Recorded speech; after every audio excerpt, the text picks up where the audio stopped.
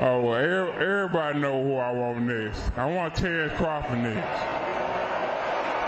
You're going to make that happen? Huh? You're going to make that happen? Oh, definitely. That's the fight that I want. That's the fight everybody else want. Like I said, I'm going to get these straps that I'm going to go over there and take his shit too. All right. Errol, congratulations. Terrific fight this evening. Thank you, man. Down. Strap season. Y'all know what time it is, baby. Terrence, I'm coming for that motherfucking belt. All right.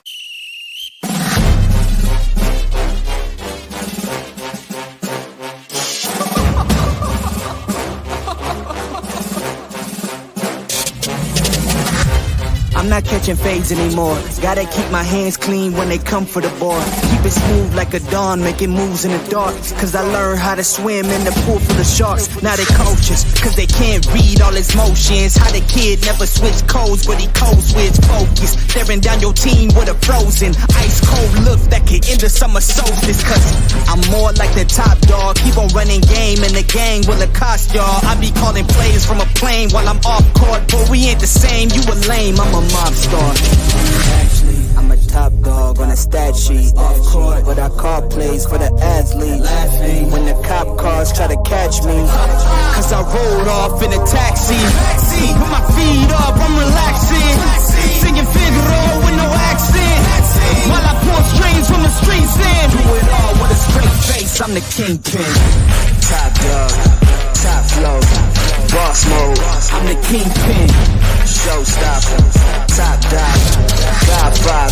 I'm the kingpin. They know I'm a dog and a beast, man. Yeah, I keep the peace with a peace, man. I ain't got no time for appeasement. Why would I respond to a pawn? I'm the... Hold up.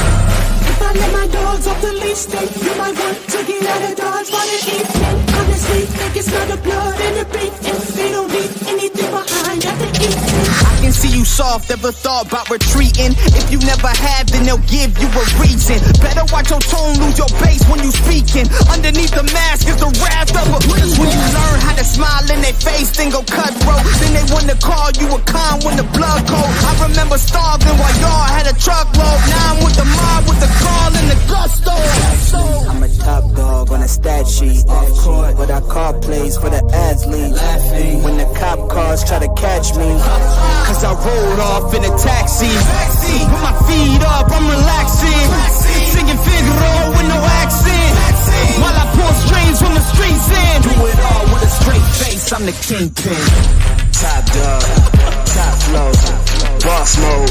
I'm the kingpin. Showstopper, top dog, God five. I'm the kingpin.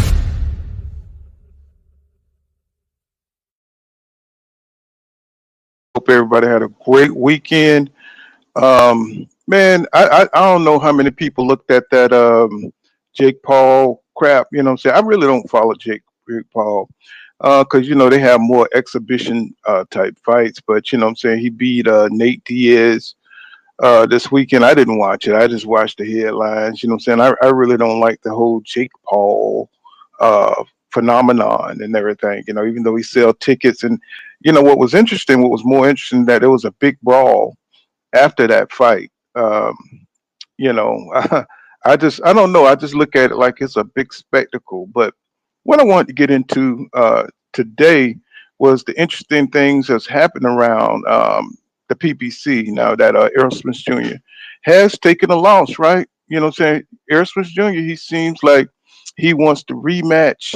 And, you know what I'm saying, there's a lot of rumors and speculations around his health and all this kind of thing. We really don't know what's going on because I wanted to figure out, like, you know, what Al Haymon plan is for Errol Spence Jr. You know what I'm saying? Like, you know, that was, I mean, because for some reason we kind of feel like Al Haymon, you know, had plans for Errol Spence Jr. So is it in the cards that Errol Spence Jr. win a rematch and they retire each other in a trilogy? I'm just wondering, you know what I'm saying? Because the way it looks, Jermell Charlo ain't coming back down to 154, you know what I'm saying? Because that's who Crawford wants next. And, you know what I'm saying? We know Jermell got that fight with Canelo Alvarez.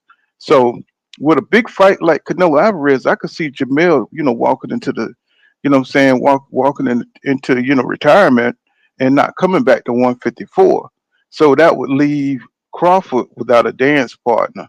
Um, so I'm wondering if, they're gonna cash out Spence and Crawford with a trilogy, which is fine with me because I would rather see those two rivals, go at it anyway.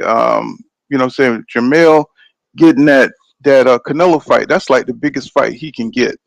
Um, that now everybody's saying that Crawford is a pay-per-view star, now that they hit 650K, right? Now they're saying Bud Crawford is a star, even though this is his first successful pay-per-view. So there's a lot of things going on that's that's just kind of like just weird, can we say Bud Crawford is a pay-per-view star? I think they have to fight. I think they have to fight again. And if they can match those same kind of numbers, then you can call Crawford a pay-per-view star. Because when Errol Spence Jr. first did his pay-per-view with Mikey Garcia, and I think they did like I can't remember. Y'all gonna have to help me remember. I think it was like 350, something like that. When he with Mikey Garcia, that was their first pay-per-view. People were still saying that Errol Spence Jr. isn't a pay-per-view star, or they gave all the credit to. They kept giving so much credit to Mikey Garcia, right? They never wanted to give Earl, the credit for, the numbers that they produced. But now that Crawford is in a fight with Errol Spence Jr. and he won, now they're saying he's the pay-per-view star now. So it's just kind of crazy how, depending on who you buy is for, that you give him the credit for, being a star and everything. And then even Crawford said that, he didn't look at Spence as a pay-per-view star because of that, because he didn't have the dance partners. So now he got a dance partner. I guess he want to be considered a pay-per-view star. So y'all see how that worked, right? So now, I wonder what the PBC has in store for Errol Spence Jr. Okay, they got the rematch. Where is the fight going to be fought at? Is it going to be fought at 154, which gives Errol Spence Jr. more of a chance, to win at that. He got a lot of things working against him. The time that it takes to heal and the time to prepare for Bud Crawford, or the mental aspects of getting knocked out is going to be interesting. But EJ came out with a post saying his head up like a nosebleed, right? So we know he's a man's man. We know he's a dude that's not going to stew or wallow in despair, right? We know he's a man that get on with the next fight. But is he being brave for his, too brave for his own good? Can he like really be competitive in a second fight? And that's what I'm wondering. We got so many schools of thoughts thinking that Errol Spence Jr. is in mental decline or whatever. But I don't know. I just think that's just pushing it a little bit too far. It could have just been he was weight drained. It could have been just that it wasn't his night. You never know. Crawford is a sharp dude. He stayed active while EJ didn't. So now EJ said he's going to fix the flaws. Well, they say he need to fix the flaws that that he went into, the circumstances that he went into this fight with. He go back, get him some rest. It's up to Crawford to figure out what weight they're going to fight at. Nobody's saying nothing. Once again, they're going radio silence about details about a rematch. Will Bud Crawford even do a rematch? Now here it's in the contract, but is there any stipulations where he could just retire? Or is he locked in? Or I don't think the PBC would sign Terrence Crawford up to a deal. What is it, a 3-fight deal without locking him in? Because it was a big chance that Bud Crawford could win this fight. It was a big chance that he could win this fight. So they didn't just want him walking off with all the fucking belts. So they had to lock him in to a deal. So, with him looking for a Jermell Charlo fight, who would Terrence Crawford fight? I don't know what the details are of the rematch. Do we have to fight Errol Spence Jr. next? I guess since he activated the rematch clause. He has to fight Errol Spence Jr. So that must be going to be his next fight, right? So I don't know all this talk about looking for Jermell. Maybe that could be his last fight if he beat Errol Spence Jr. in December. But if he don't beat Errol Spence Jr. in December, you know what I'm saying? It's just you see what I'm saying? It's just like there's a lot of there's a lot of room for don't not knowing which direction Bud Crawford's going to go in, or if Errol Spence Jr. win, who he's going to fight. You know what I'm saying? Or is he going to retire? You know what I'm saying? I don't know. You know what I'm saying? I just don't know. You know what I'm saying? Because Jermell's not coming back to 154. It just don't make sense to move up all that weight to 168 and then try to come back down. He would probably try to move Bud Crawford up to 168. You know what I'm saying? Bud Crawford ain't going up that high. He already said he ain't falling for that bullshit. You know what I'm saying? It's like that's just stupid to try to move up that much weight. We saw Kell Brook try to do that shit, and we seen what happened to his eye sockets. His eye sockets got busted up, and he got embarrassed. Crawford said, there's weight classes for a reason. And that's smart. He's a very shrewd, smart guy. He's not gonna go out of his comfort zone, and I understand that. That's just being smart. Let's see what's going on with some of my people. I just want to get some of the initial thoughts out there. What's going on, Yolanda? I see you out there. Salute to you, Queen. And what you say, Ranika, Nika. Thank you. Salute to you, bro. Thanks for giving us the real facts. And Philly Bull 91. What's going on, bro? Salute to you. And J Watch 4. Salute to you. And Greeks with fire in the building. He says, "Oh shit, he said we live." He said, "Salute, Pool, best boxing channel on earth." Thank you for that, my brother. And Kid Contel 19. Salute to you, bro. Let's see. Let's go down. What's going on, T Rock Brown? What's going on, my brother? Salute to you. He says Mel versus Crawford at 154. But I don't know if that's gonna happen. You know what I'm saying? Once Jermell get that Canelo fight, that means he's gonna have the clout. He's gonna have, you know what I'm saying? He's gonna be considered the face of boxing if he beat Canelo. You know what I'm saying? The person who took down Canelo. That means he's going to be undisputed up at 168, and so with that, you know what I'm saying, he's going to be the man. You know what I'm saying? So I doubt if he comes back 154, especially with them talking about stripping him of the belts. They're talking about stripping him. You know what I'm saying? So it's just kind of crazy. You know what I'm saying? So everybody don't know what's going to happen. If Jermell stays up at 168, what's going to happen at 154? Tim Zoo, they're talking about elevating him to the WBO champion status. So all these people are getting moved up without, fighting the fights. And it's kind of pissing me off. He says, Greeks with Fire says, Crawford should already being himself again, lying on Showtime. Crawford ain't no star. And so Ranika says Errol performance was proof he wanted to fight ASP, but he did all this ducking. But he did all this ducking. That he wanted to fight ASP, but he did all this ducking. I don't understand that. But he says Ranika says not in Omaha, too many fans, ain't a place big enough. Let's see. What's going on, Sheldon? LDBC. What's going on? Salute. Ain't see you in a minute, bro. What's going on, Willie? What's going on, bro? Salute to you out there. You driving today?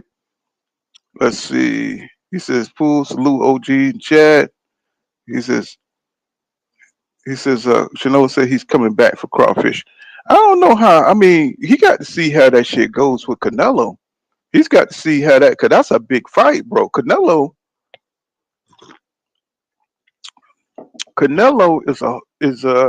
is a hard punching dude. That ain't gonna be no easy fight for Jermell.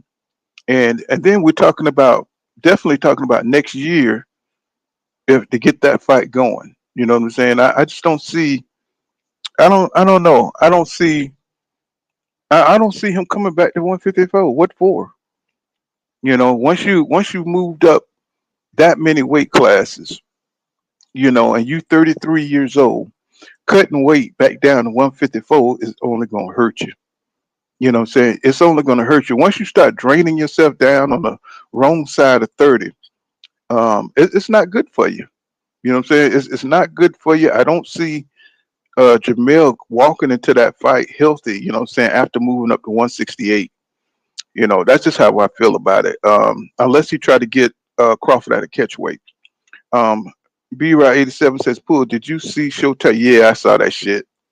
Yeah, I saw that shit. Says Spence was in the locker before the fight looking like he needed sleep. Spence looked like he had no energy. I saw that. And I'm pretty sure everybody saw that. You know what I'm saying? Looked like he was on something. You know what I'm saying? Looked like he was in a daze or some shit.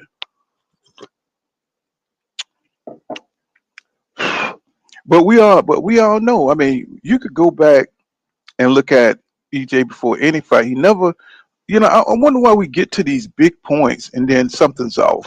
Why can't we just have a regular motherfucking good fight, you know what I'm saying, without any suspicions and stuff like that? Because he definitely looked like he was like just, like he was inebriated or something, you know. Even in some of the interviews right before the fight night, he seemed like he was just off, bro, inebriated or something. But we so used to seeing EJ, talking slow mo. Um, it's just something. I don't know what it is. I mean, until we know what it is, all we can see is what's on the surface. And I mean, I have some of my I got some suspicions and stuff like that, about what's going on. But like I said, I don't know nothing. I have no sources.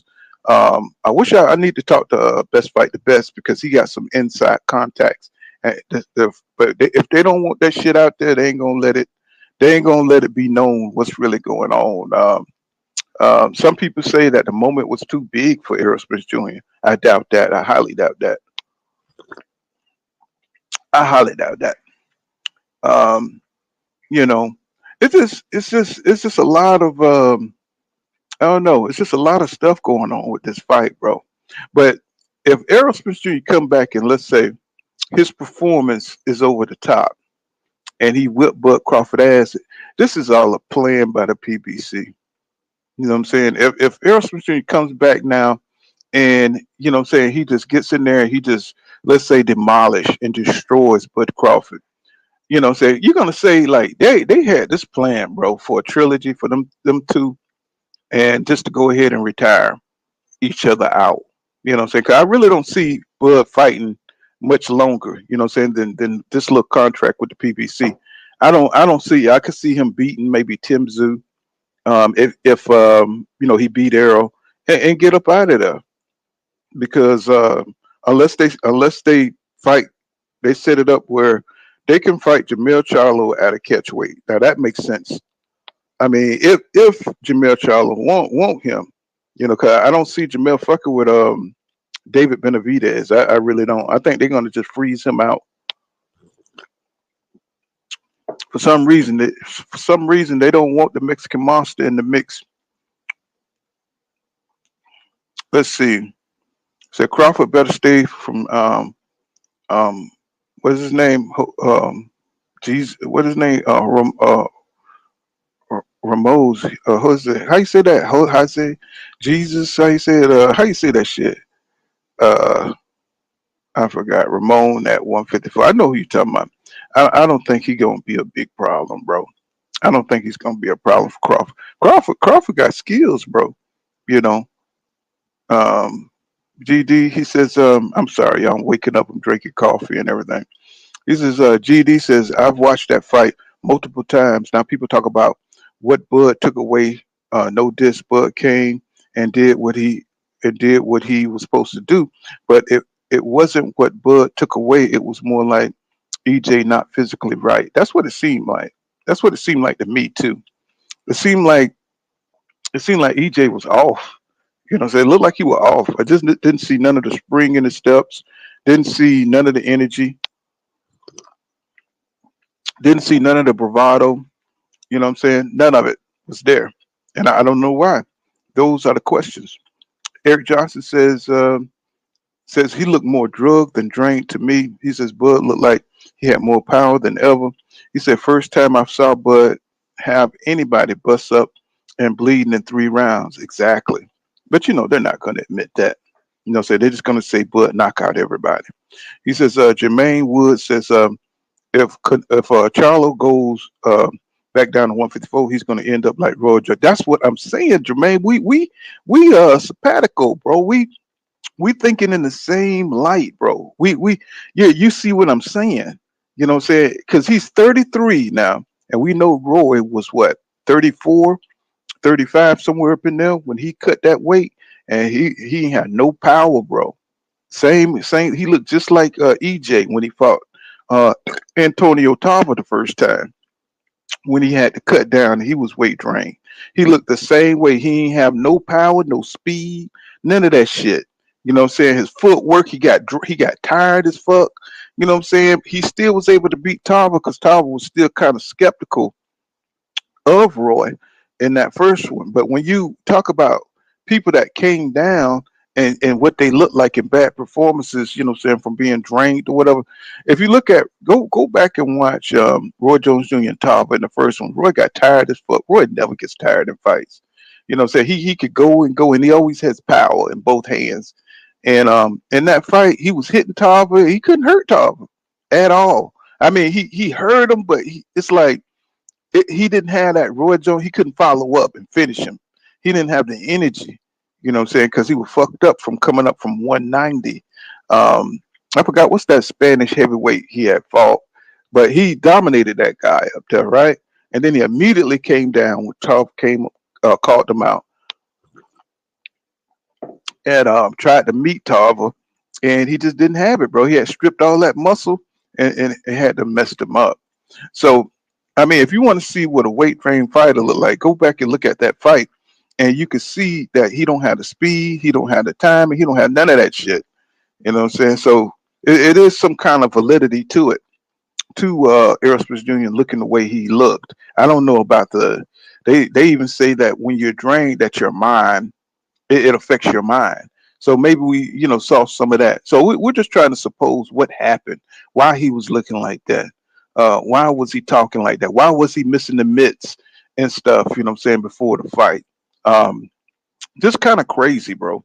He says, Jordan, six times Bishop says, he says the hit it right on the head. He said they wanted a 3 fight for pay-per-view pays EJ win the next 2 fights. And I'm starting to believe that, you know what I'm saying? I never thought they would open it up with a loss to Crawford though. But if you think about it, to get the full drama of the fight, they pull people in, you know what I'm saying? If EJ won, then he would just move on. You see what I'm saying? He would just move on. And he don't want to fight Jermell Charlo. He don't want to fight their friends. They're in the same stable. That fight wouldn't make sense. It would make sense to us because we want to just see the best fight the best. Regardless of what people say, do I want to see Jermell and Errol Spence Jr. fight in the ring? You goddamn right. Because I'm a boxing fan. You know what I'm saying? I don't give a damn. You know what I'm saying? I want to see the best fight the best. And that's real. You know what I'm saying? I don't want to see one dude, you know what I'm saying, just because they're in the same stable. Do I want to see Shakur Stevenson and Keyshawn Davis fight? You goddamn right. I want to see that fight. Because them two dudes got skills, But I doubt if we'll ever see that fight. You know what I'm saying? Because they're friends, right? And they're in the same stable. But the PBC probably don't think that's a practical fight because, you know what I'm saying, Jermell don't want to fight Errol Spence Jr. I do believe Errol Spence Jr. would fight Jermell. You know what I'm saying? I think EJ will fight anybody. But I think Jermell don't want that fight. So, you know what I'm saying? So it would be better for Bud and Errol Spence Jr. to retire out each other. You know what I'm saying? Like that makes sense, to have a trilogy, kind of like a Ali Frazier type deal. Because really, what's the biggest name besides Jermell Charlo at 154? It's not a glamour division like 147. It's not a glamour division at all. So, you know what I'm saying? If they had 2 more fights, I mean, that would bring boxing up because that's the best fight in boxing. So besides maybe Bud and Canelo, or saying somebody attached to Canelo name, Jamel and Canelo should do good numbers. But I just don't see Jamel coming back to 154. He said he want that smoke, but at 154, I don't think that's good for him. I mean, it'll be too much. What's going on, Team Spence? What's happening with you?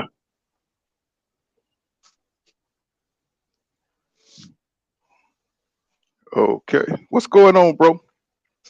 Can you hear me? Okay. All right. I don't know what that's all about. That was weird as fuck. This dude, I don't know what's that about. I don't know. Oh, okay. You want to try this again, bro? You got something to say?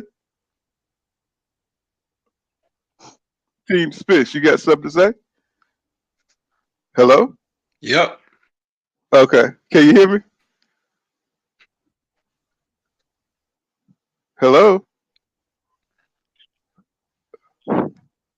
Yeah, this is some kind of freaky ass dude.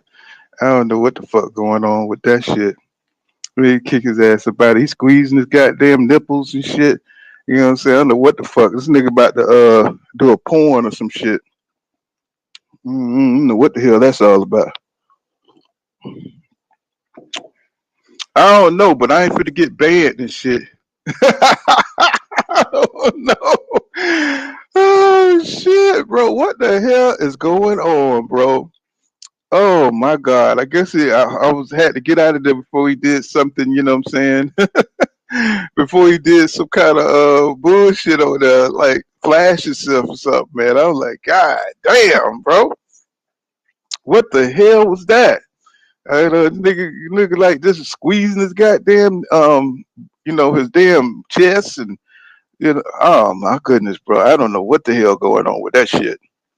You know. Man. I don't know. He's like squeezing his chest and stuff, and like he about to do a porn or some shit. Oh man. Boxing. I don't know, man. I don't know. Maybe it's just the internet, bro. I don't know. Y'all about to see something y'all didn't want to see. I think he was trying to set it up the way y'all was gonna see something y'all ain't want to see out there, boy. Okay, got some freaky people on here on the damn internet, don't we? Let me see. Trying to get my air right. All right. So now we got this fight out the way, man. So we need to go ahead and get this goddamn Jermell Charlo and Canelo Alvarez shit on the way. That's the next big fight. But everything's still going to be overshadowed with Bud Crawford versus Errol Spence Jr. because they got another fight, bro. So everything is still going to be kind of overshadowed by those two, even though people feel like Crawford is going to probably win the rematch. We don't know. You know what I'm saying? We don't know.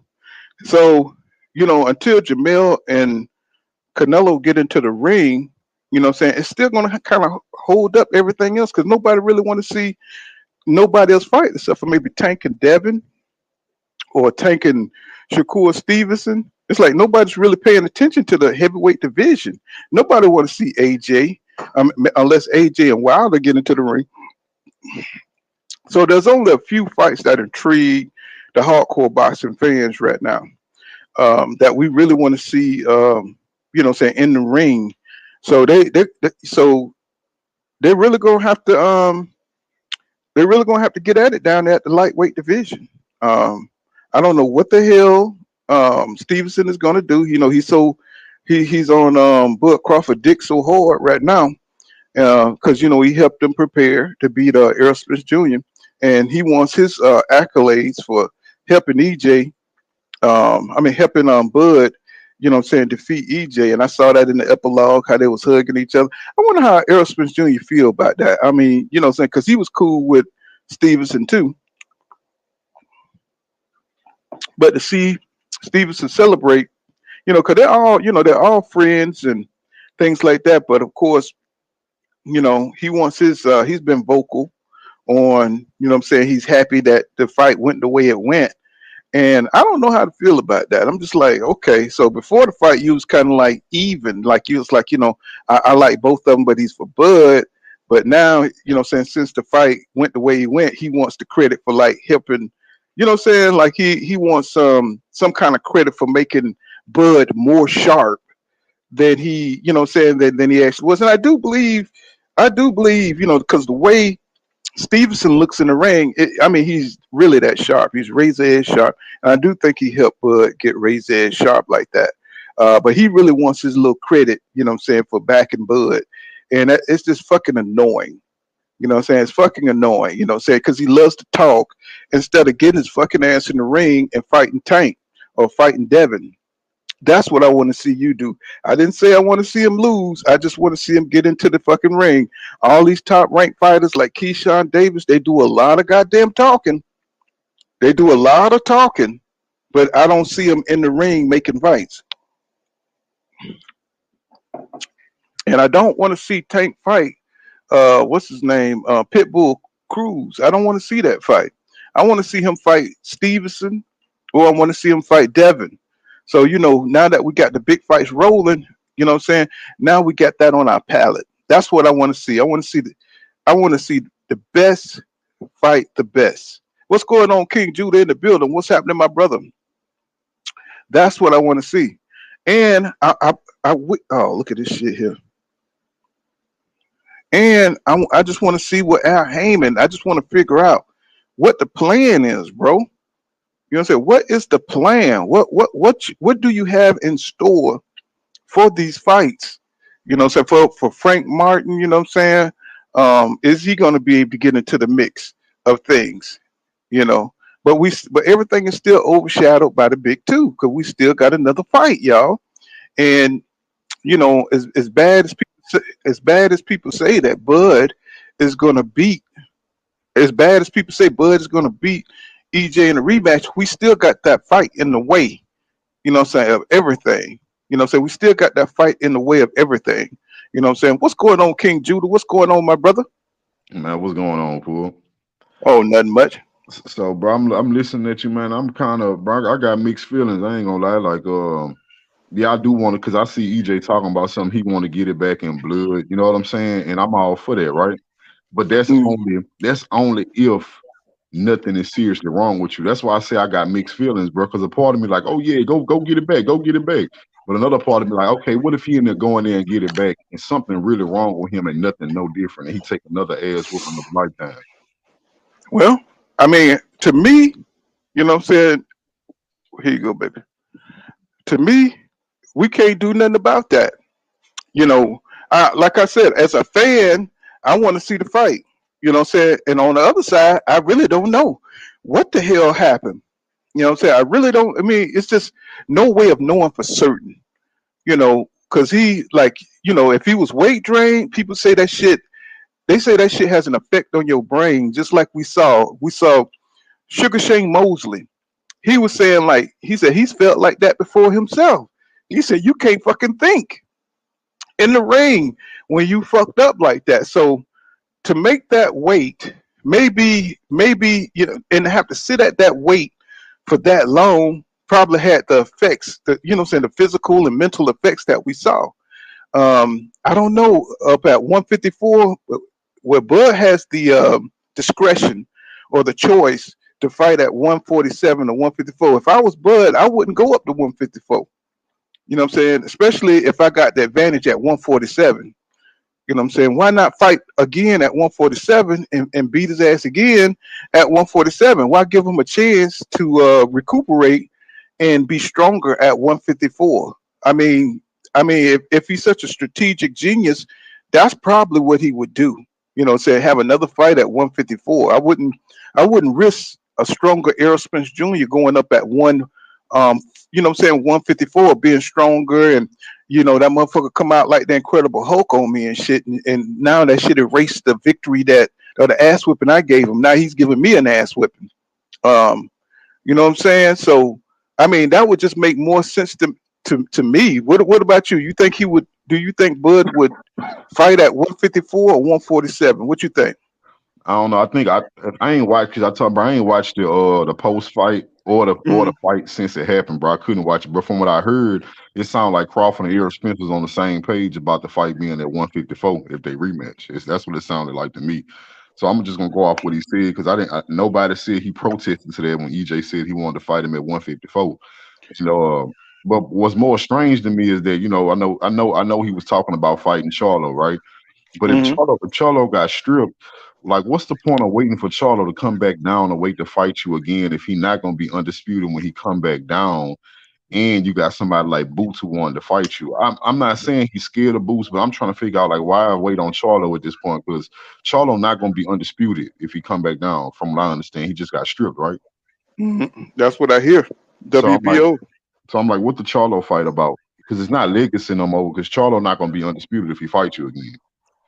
So and I say the same thing. I said, what's the incentive unless they fight at a catch weight, or unless they, because Crawford said he's not going to fight up at 168. He said it's weight classes for a reason, right? So what? So I could see them fighting at a catch weight, if that's something that they both want to do. If they really want to fight that bad, I could see a catch weight being worked out because at this point, between two guys who's won undisputed. 2 times, the accolades don't matter. This is about the best fighting the best and about their little blood grudge that they want to beat each other ass and stuff in the ring. So I could see that fight happening at a catch weight, and that wouldn't be a problem. But my thing is, I don't, because I ain't got to the point now, bro. I want to give Crawford credit, bro. I don't want him to do that. Right, because I'm not even gonna hold it on him that EJ wasn't ready, right? Even though we all seen it, I'm not holding it against Crawford. I never did, I never will. I'm letting that one go. But bro, if you wait for Charlo to move up and wait, then come back down, I'm gonna look at it again like, bro, why are you just not fighting this man at 100%? Because even then, bro, he'll have to go up and wait and then come back down to fight you. Like, I don't like it, bro. I'm just being real with you. I'd rather you fight Boots. Well, he's not gonna fight Boots. Come on now. We know how Crawford move. I call him the Black Canelo, right? He's not gonna fight, but Boots is hungry as fuck. Boots is in. He's not even in his prime. Well, yeah, he is. He's in his prime right now, and so you don't want to fight an animal in his prime. He needs to fight people in his peer group. You don't want to say. I know everybody think that Bud Crawford could leap tall buildings and he's faster than Speeding Bullet, but bro. Boots is the next and up and coming, bro. He's the next and up and coming. Now, I would love to see Boots up against higher competition just to get a sense of can he keep up, the spectacular performances that he has, so I'm not just going to give it to him like that. Maybe, Bud could beat him. I don't know, but I know he's getting older. And I just don't see a lot of 36 years old, people 36 moving the way Crawford's moving. I just don't, bro. I have a lot of questions. Good, bro. Crawford be moving good. I mean, me personally, like we know about the whole snack shit and this and that, right? But I'm gonna say this, bro, because I try to go off what I know. Like when I make my predictions or my assumptions, I go off what I've known and what I've heard. And I'm not gonna lie, bro. Crawford was always known for being in shape. So I'm gonna chalk up his movement and able to still move to that. The same thing I gave to Floyd Mayweather, bro. I never suspected Floyd. Well, let me ask you this. Have you ever seen any other fighter that was 35, 36 that moved or was that accurate? That was Crawford age throughout history, like throughout. I'm talking about from that weight class on. Have you ever seen anybody move? Only Floyd Mayweather. Even Floyd Mayweather ain't moved like that. Floyd Mayweather, didn't have the reflexes that Bud Crawford has at that weight class. That's why a lot of people are saying that Bud Crawford would beat even Mayweather. You know what I'm saying? At the Yeah, same I think that's age. crazy too. Cause I ain't gonna lie, bro. Like I like Crawford, but my thing, man, nobody, bro. This is just me right here. And they prime for prime, bro. Nobody gonna beat Floyd Mayweather if they weigh in the same weight he did and have to fight him the next night. That's my opinion, bro. I know other people differ, but I don't care what welterweight you have in history. If they weigh in with Floyd Mayweather the night before and fight him the next night in his prime, he gonna beat them. That's my opinion. Well, what they're saying is that Bud would beat Floyd. You know what I'm saying? Now they're comparing him to, you know, the Ali's and all of the greats and everything. You know what I'm saying? So, you know, but he does have a reputation of being in shape year round. So maybe that's what it is. Maybe it is that, you know what I'm saying, that he's taking care of himself and he's kept himself out the phrase and he's picked his battles wisely. You know what I'm saying? You know, that's the one thing, you know what I'm saying? You can't be like Gotti, go through all the fucking wars and battles and think you're going to be come out fresh on the other side. You know what I'm saying? Because all that stuff has wear and tear on your body. You know what I'm saying? So you know, like Floyd, you know, he took 2 years off here, 2 years off there, you know what I'm saying? And I think that helped him, you know what I'm saying, have longevity in boxing. You know what I'm saying? What's going on, Pierre? What's going on, KP? What's happening, y'all? Oh, what up? Yeah, what's happening, bro? Nah, man. Yeah, I'm still speaking on the Errol Spence topic, right? Yes, sir. So, what do y'all think Errol needs to do different in preparation of this next fight in the rematch? That's hard to say because we don't really know the effects that you know, we really don't know where he is. You know, maybe he needed a tune up. In my opinion, he needed a tune up Mhm. and he got his ass whipped without a tune up. Maybe this fight will help him get sharper. I don't know. We don't know if he's taking, because he only has a few months to get ready for the rematch. Can he learn from his flaws? And then we don't know at He what just got weight. suspended. Y'all know that? He just got suspended. Of Yeah, course, they they get always, suspended after every fight, they bro. always, yeah, Yeah, they they get always get suspended. right. Hey, He just got Pool. suspended. Hey, So Pool. Look, He's yeah, not he's not ready for that guy by December, Can man. you hear me, It's a waste of Pool? time. that's what one I'm at a talking time, about. fellas. One at a time, y'all. Hey, Pool. I just ended my show. I just sent everybody over here, so they should be coming over here. So Mm-hmm. yeah, I ain't know you was on. You know, I had been Oh on no, about an I hour and a just, half. you know me, I just came on it when I got up. Go ahead. Yeah, you What know, you? I had already been on for an hour and a half. That's why I sent everybody over here with me. You know, so a I couple of wonder them. why I'm not get. I wonder why I don't get your notifications. I'm subscribed to you, so I don't understand why I don't get your notifications. Yeah, I don't get yours either, but I seen you was on. But Mm-hmm. if a couple of them that was on my panel want to hop up here, tell them to hop on up here because we was up here discussing. But I told we gonna go over here and cook. Cause hell, Mm. I appreciate that, Mike Jones. Thank you for that $5 super chat. He says, "Pool, check out what Wicked Wright said about Errol on Marco's show. Made too much sense. Yeah, yeah, I saw that where he was talking about the weight drain thing and all that stuff. yeah, But that's So what I what you was which was one just of saying y'all about. asked the question? Which one of y'all Yeah, mhm. asked the that's it. question what Errol Spence can do different? Who that was? That was What I was I think gonna that was say, right? KP. What Yeah, I can so see. Hmm. Nah, that was Oh, go somebody ahead. else that was on. They dropped off. Yeah, they Oh, dropped okay, off. that was Pierre. okay. That was Pierre. Okay, so Yeah, let's kind of control so we can kind of get some structure on it because that's an interesting topic. What could he? What y'all think he could do different? Let's go one at a time because y'all all got some good insight. Go ahead. what I was gonna say, right? First off, they need to start rotating to Bud's left, Earl's right, instead of rotating into his power. He kept going into that power shot. Like Derek James was telling him to get them angles right there because Earl wasn't used to that, and he was getting in the. He was straight up and down for the shots, and when he backs away, he needs to stop. See, Earl is used to backing straight up and getting away with it, but Crawford has length. He has reach, and he was stepping with Earl, so he was able to catch Earl for one. For two, he don't need to come into the ring that small again. See, his body, he wasn't able to strengthen condition the way he wanted to and to build up the muscle because he was already teetering on the brink. So Bud Crawford came in with 100% use of his muscles. He even packed on 5 more pounds of muscle. That's why it was hard for him to cut 160 to 147. Errol Spence, he couldn't add no muscle and strength and conditioning like that because if so, he wouldn't have been able to make the weight. So I'm thinking he gonna get Blu-ray back so he can get his strength and conditioning right because your brain is the last thing that dehydrates when you cutting weight. And Errol, and when you take away that right there, if you had any kind of brain disorders and stuff, it would affect you a lot more.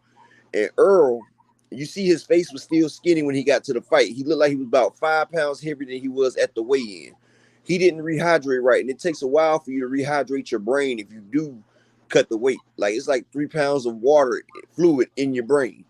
So when you cutting that, your brain's the last thing to dehydrate, but it's also the last thing to rehydrate as well.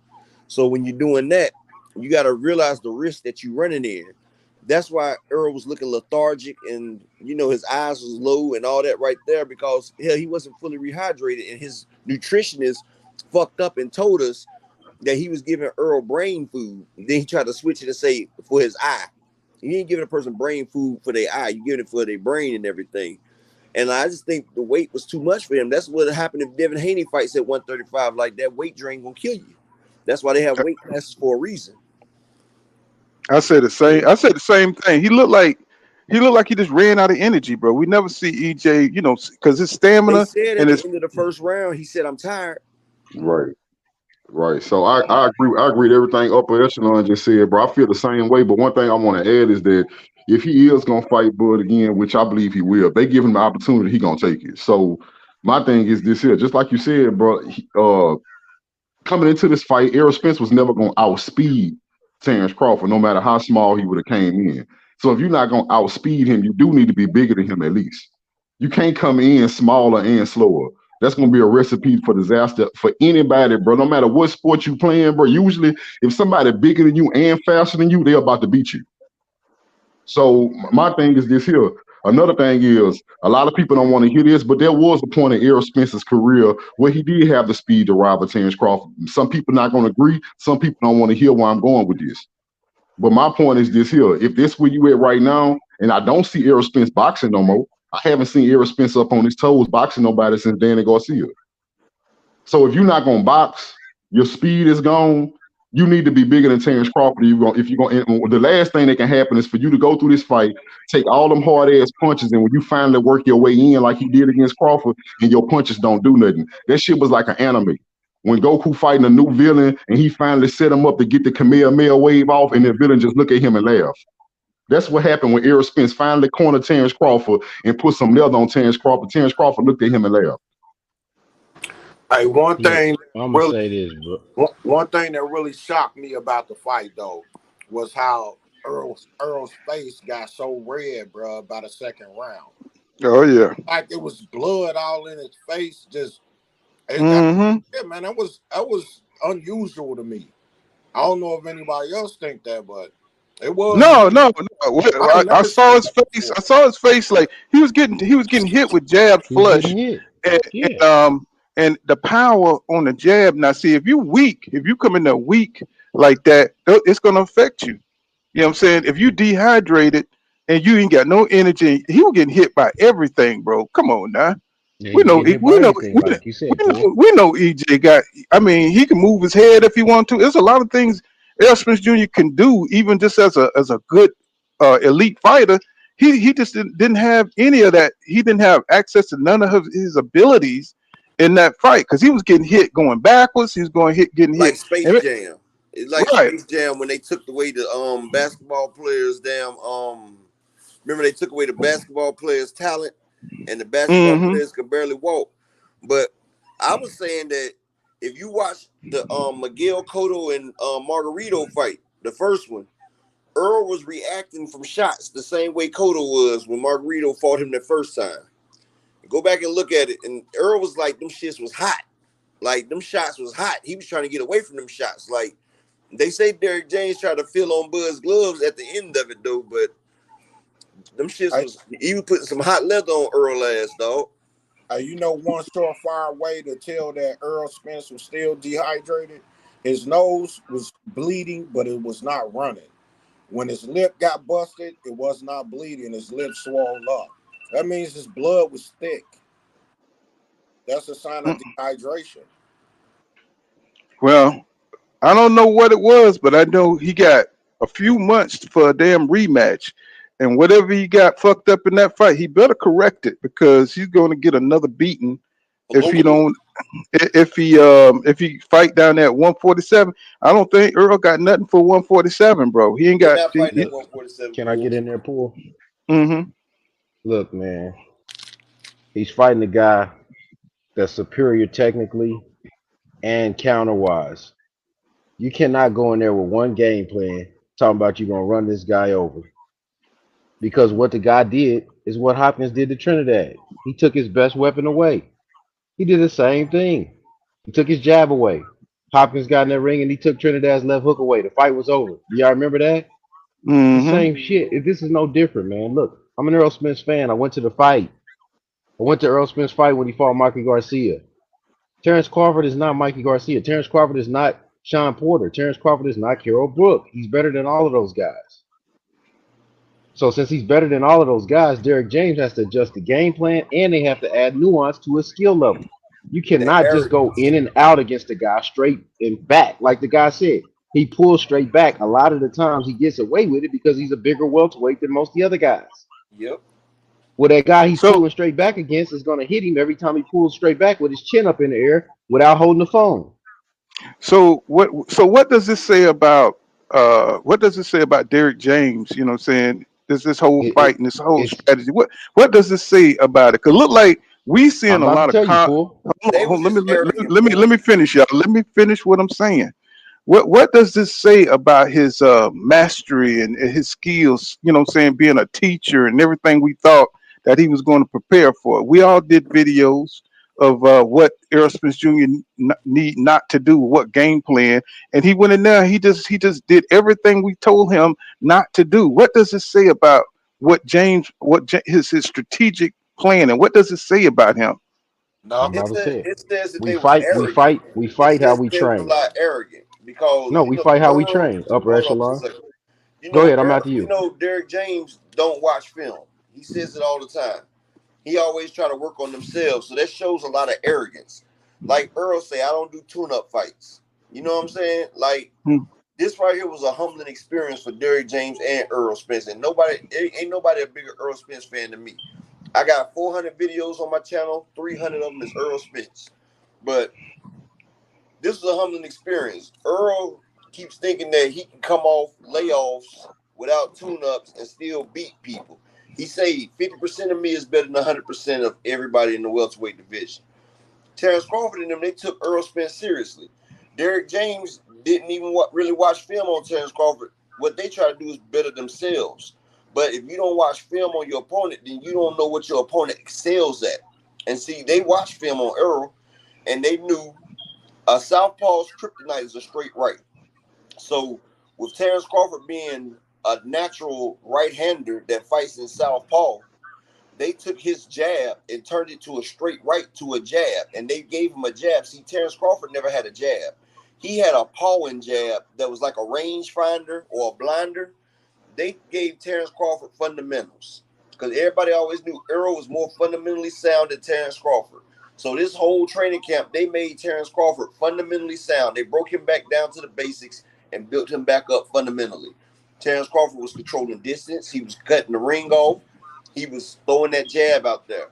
And what he did was hurt Errol with that jab because he throwing a dominant hand against Earl's less dominant hand. So his shit was getting there faster. And every time that shit hit, it looked like that shit would hurt. You You know, said and you know what? You know no. what else? What I learned. You asked me what I learned about Derek James. Like I ain't gonna say what I learned about Derek James per se, but what I did learn about what all trainers should have saw and what I would do if I was a trainer. If I'm training somebody like an Errol Spence or a Devin Haney, somebody that we know is too big for the weight class, Hello? they having trouble making the weight. What you should do is instead of you coming in on weight like Errol Spence did and like Devin Haney did, they should do what Terrence Crawford did. I would come in overweight that morning and I would use the 2 hours they give me to get down to weight versus me killing myself to be right on weigh-in day. You see what I'm saying? Because when Terrence Crawford did that, he came into the fight stronger than Errol Spence because he came into that fight heavier than Errol Spence to begin with. He came to the weigh-ins heavier than Errol Spence. And that's what I would do. Upper, you said two things that wasn't true about Derek James. Derek James never said that he don't watch Somebody got film on some the fight. background Right? going on. Somebody Somebody got. need to mute, man, because we can't hear. Because somebody's Just background go is back going. to man. You gotta mute your mic, bro. That just came in. Hey, The dude Derek, with the light on. You got to mute your mic, man. You got too much background. bro, with the camera on. Yeah. Hey, so Derek Go James ahead. said that he don't watch boxing, and he said, he said, well, I've never really watched his fights, but when it's time to fight him, I'll watch him. And then we know for a fact he was watching them because it was on the All Access. He was watching Terrence Crawford fight, and that's when he said, "Mama, don't wear your dancing shoes." Remember? So Mm-hmm. yeah, Derek James did watch him, man. And I don't place the blame on Derek James. He was telling Errol Spence the correct things to do. Errol Spence just was unable to execute what he was saying do. Mm-hmm. Put that Let on. me That's a let that's a me good point, but I didn't see. You know what I'm saying? Like, if I think Crawford team having the three coaches helped him out. I think Errol I think he kind of suffered from not having For some reason, enough. I can't hear y'all, but I guess y'all can hear me though. Hold on, bro. Let me finish what I was saying. I'll get you. I think Errol needs more. I think Derek needs a bigger team because he can't just. I saw him on the mitts. He was. I think he had like Frank Martin and he had like Ryan Garcia. You know, what I'm saying they were like hitting. You know, doing pad training together. No, bro, you need more help. You need more help so these guys can you know what I'm saying be working on their shit, you know what I'm saying, under your, you know, whatever philosophy that you know you're teaching them, you know, whatever style that you're teaching them.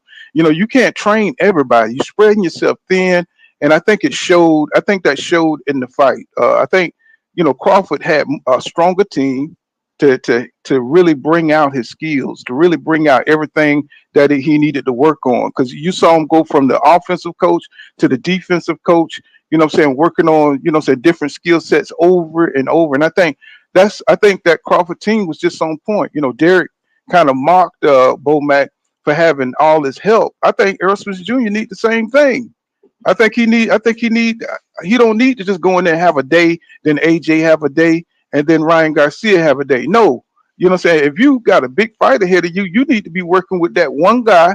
He need all your attention, or you need to have other people helping you out.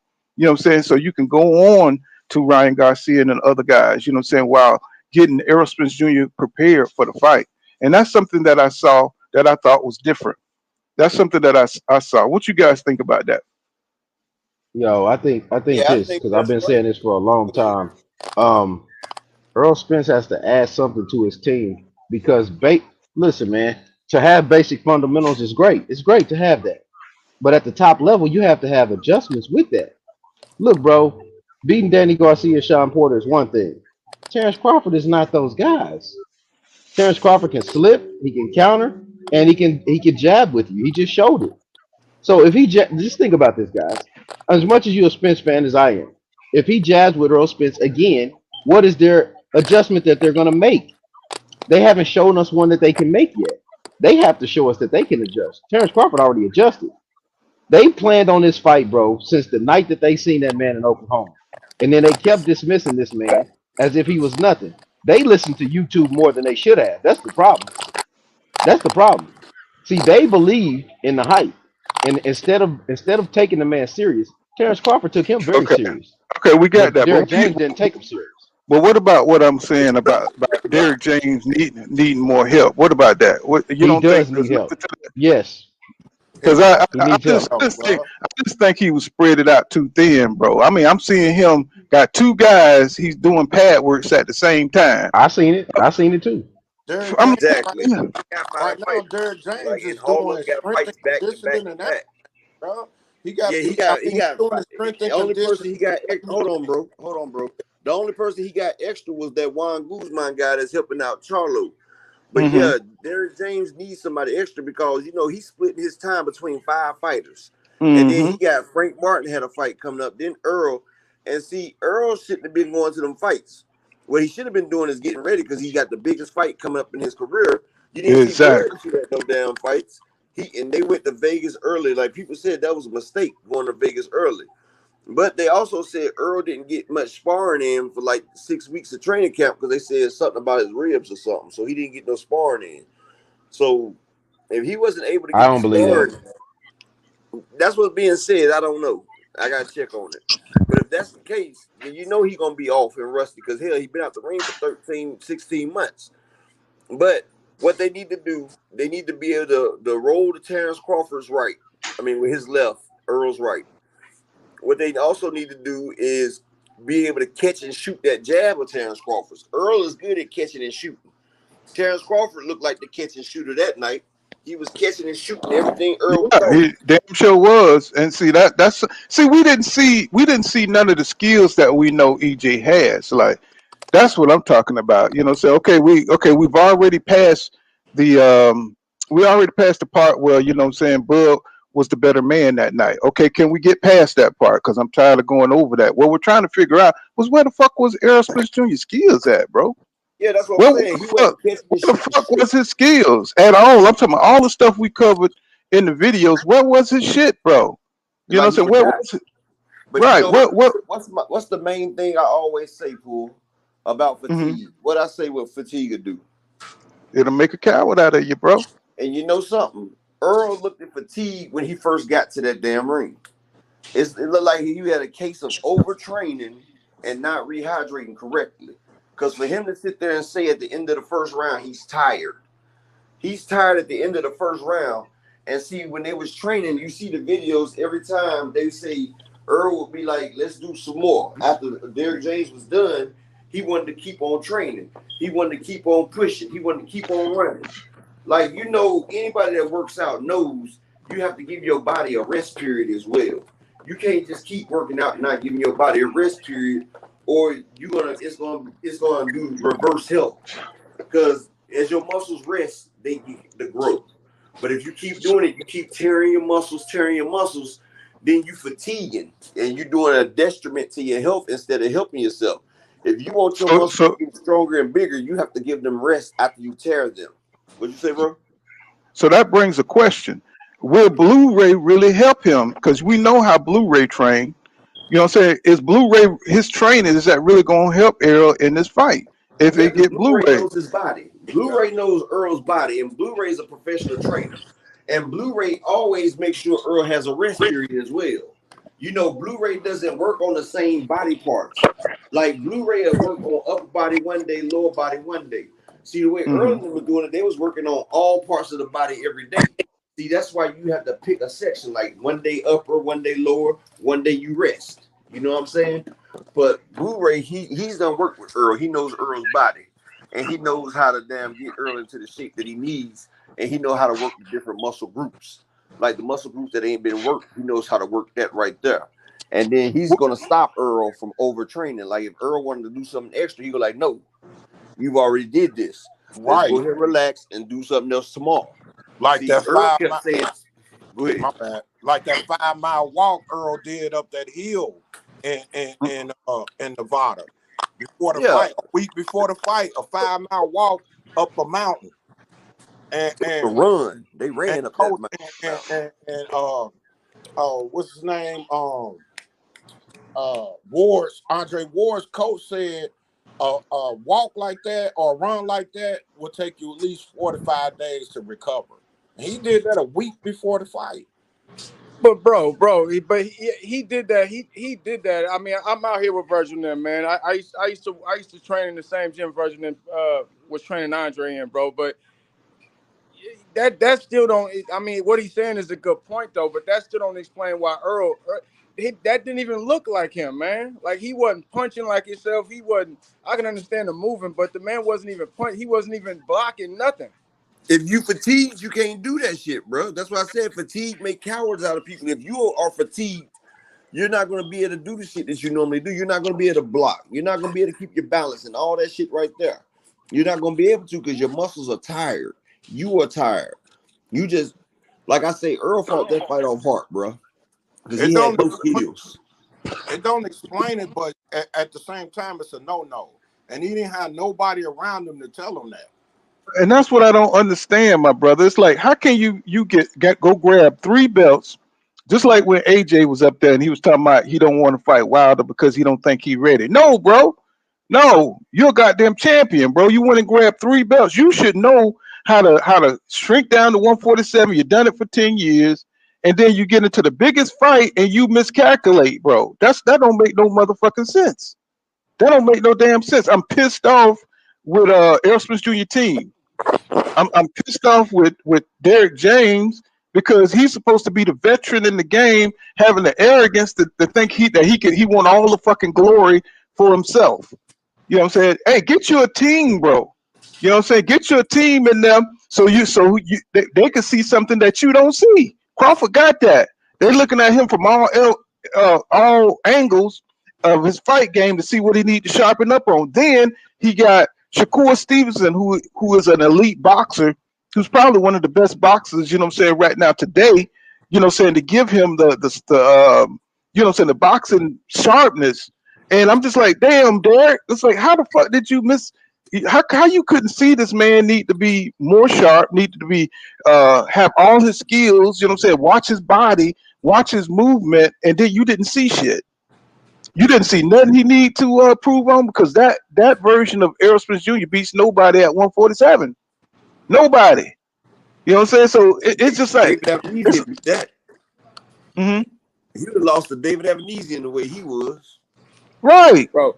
And you say, y'all seen the performance with Frank Martin, right? Frank Martin wasn't able to get off. Frank Martin was doing it. Yeah, Frank Martin was fucked up too. And I said that. It's like they all look like they weight drained or tired or something. Like, No, bro, it's not that, bro. It's not the weight drain. They do not feint. They do not counter slip.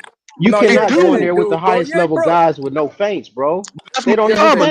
feint. This is what I'm saying. They do feint though.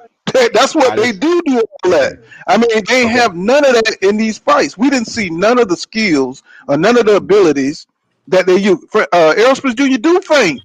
exactly. You know what I'm saying? Y'all, Let me say this. Mhm. Based on what I just seen between Frank Martin and Earl Spence, their last two performances, Frank Martin cannot be Keyshawn Davis or Shakur Stevenson. He cannot. He doesn't. Dude, Dude, that was a what they're class training A them to fight do he is to was be in there straight with. line robots. He's Bro, training them to be straight line robots, bro. Hey, that gotta be so. That gotta be another reason though, man. Like, That fighter he was in there with was a great fighter though, bro. He got over 230 fucking amateur wins. He was 12-0 with 7 knockouts, and he's a 140 pounder coming to 135 to fight Frank. And he's a bronze medalist. That dude ain't no pushover. I didn't That say the dude, guy was a bum. that I dude never said he probably was a would have bum. beat Keyshawn. He probably would have beat Keyshawn, to be honest. And Frank I gotta see it. I gotta see it. Just like Man, I you had to ain't- figure out who was Frank gonna win the last fight that just happened. Oh, bro. That man, that Derek James just took on a lot. He took on a lot, It's man. like he ain't a lot coaching it's like he ain't giving him enough time to coach. Like he's half-ass coaching because he's trying to spread himself thin. Because Frank Martin wasn't fully prepared. He wasn't fully prepared. He had to get adjusted, and he was sluggish when he first started. And like Earl wasn't fully prepared. It's like Derek need to get some help or something, dog. He need help, bro. I think that's the key. I think that's the key, man, because he can't spread himself thin, or he has to concentrate on one fighter so he could see what he need to see. Because Errol looked like he didn't know where the fuck he was. You know what I'm saying? As far as skill wise, when he went into that ring, I mean, he went out there like and got torn apart like he just didn't have any skills whatsoever, bro. We know that ain't right. We know he It got looked skills. just like Chad Dawson, Andre Ward. It looked just like Hopkins Trinidad. That's what it looked like to me. Look at But Chad Dawson, but that's different. Chad Dawson challenged Andre for his 168-pound belt. Earl didn't He move did, down. yeah. Earl been at 168 the whole time. Chad Dawson I got his know ass whooped because he made the wrong move. Earl been at 147 for And that's years. the problem, because Earl should have never still been at 147. Most fighters have moved up 1 or 2 times by this. This man is still fighting at 147. He was fighting at that weight as a teenager. He came in the game fighting at 152. This man's body is screaming. And for the fact that he can still make 147, he is weight drained like hell. And I've been saying that. That's why he ain't take no tune-up fights and that, because he said the only person I'm going to put my body through to fight at 147 is Crawford. Because he should have been moved up about 2-3 years ago. Like, I wish he would have moved up after the car wreck, because his body, he's too big to be making this damn weight, and we see the effects of it. Well, we see the effects with Virgil Ortiz when you trying to make a fucking weight class that you can't fucking fight at. when your body just can't do it no more. We saw Devin Haney, what he looked like, almost got his ass knocked out and shit because he didn't have enough energy to make it out. You know what I'm saying, and finish strong in that Lomachenko fight. You know what I'm saying, but No, EJ he signed up for that shit. You know what I'm saying, and Bud he used his desire to become undisputed and suckered them into it and held them there at 147 long as possible. You know what I'm saying? And EJ signed up for it. So congratulations, Bud Crawford. got You know what I'm saying? two fighters in a row that said that they couldn't just turn it up. They couldn't turn it up. They just couldn't turn it up. That means that something in that camp needs to change, bro. He need help, like y'all saying. He need help, bro. But the funny thing is how he mocked Bomac for having help. How he mocked him in the fucking press conference for having help. Nigga, you need help. Hey, You Pool. need Hey, Pool. Hey, That's that Pool. Let me ask you arrogance we this, talk bro. about. It's Hey, let me ask arrogance y'all this. all in that Everybody on the camp. panel. Let me ask y'all this.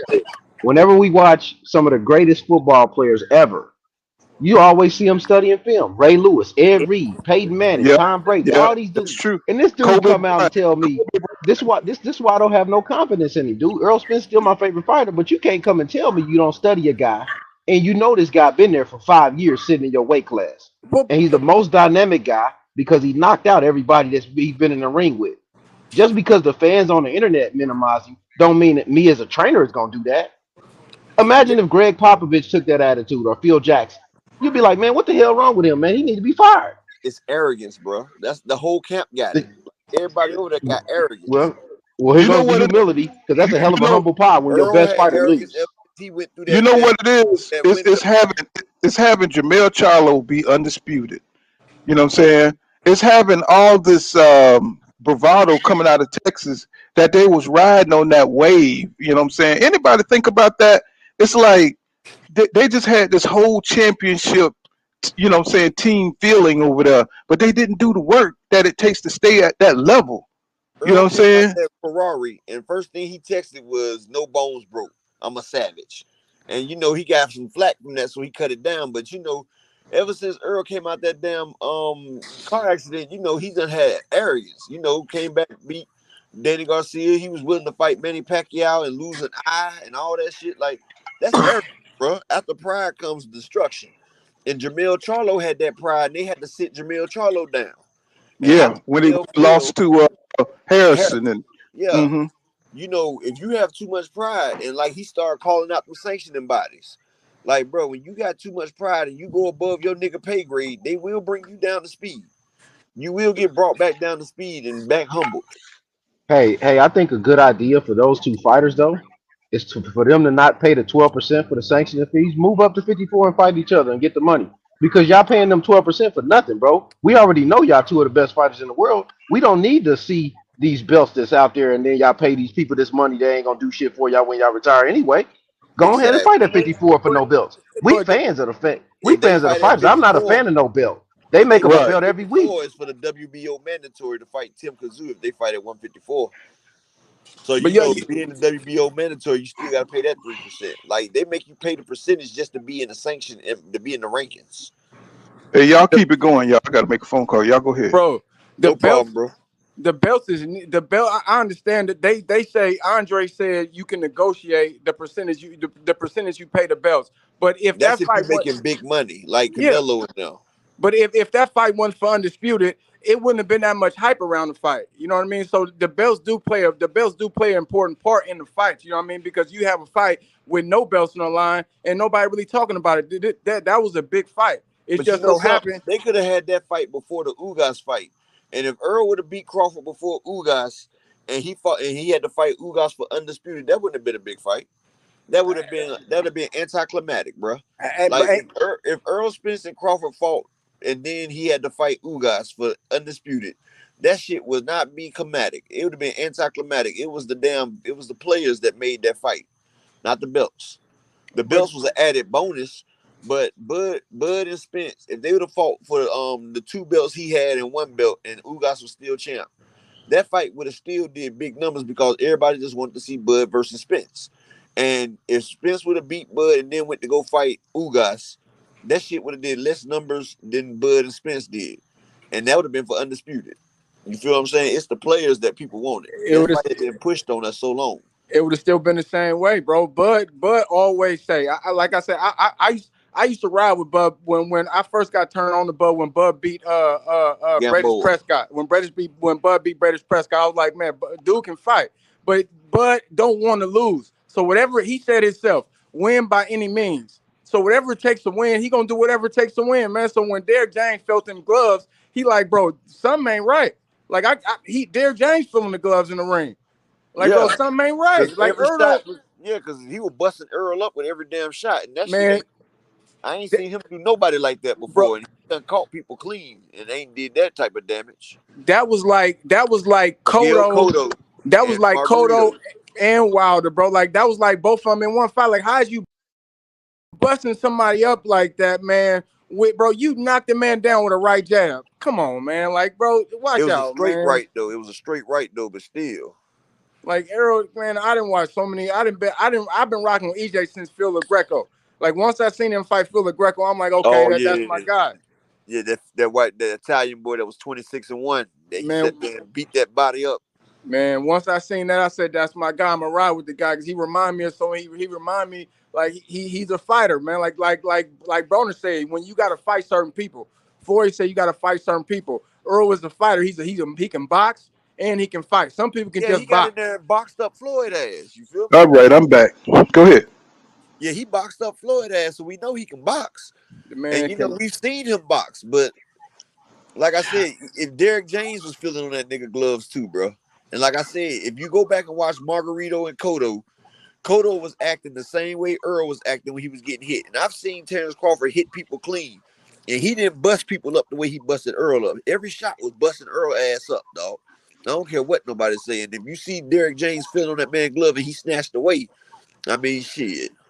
Bro, they said the man I don't know if he did because I didn't see that part. But I seen the video. They said the man walked all the way to the locker room with the gloves on.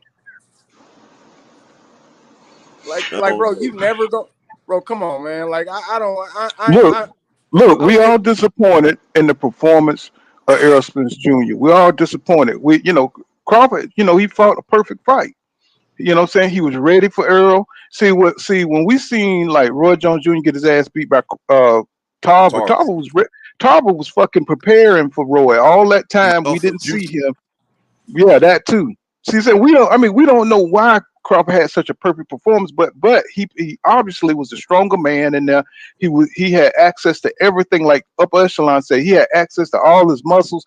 He looked like he was in top form. Who didn't look like they was in top form was Errol Spence Earl. Jr. And I'm trying to figure out why. Why wasn't he in top form? Why was he fucked up the way he was, bro? I'm talking about from the beginning, from the walking in beginning. from the beginning, and From see the people that media day workout. people don't want to explore that. They just want to say that Crawford was the better man. Fuck that. I want to see why this man didn't have the energy. You know what I'm saying? He had walking into the Danny Garcia fight, walking into the Ugas fight. Why didn't he have that same kind of that ferocity? You know what I'm saying? Standing there ready. You know what I'm saying? Jumping go straight across the ring and lay that jab on somebody. You know That's what I'm why saying? I would love to see him back with Blu-ray, bro. I would love to see him back with Blu-ray because I believe that Blu-ray know his body. I believe that I mean, Blu-ray but it may know not what be. he's It may doing. not. What I'm saying is, the man looked like he just couldn't. He can't do that shit at 147 no more.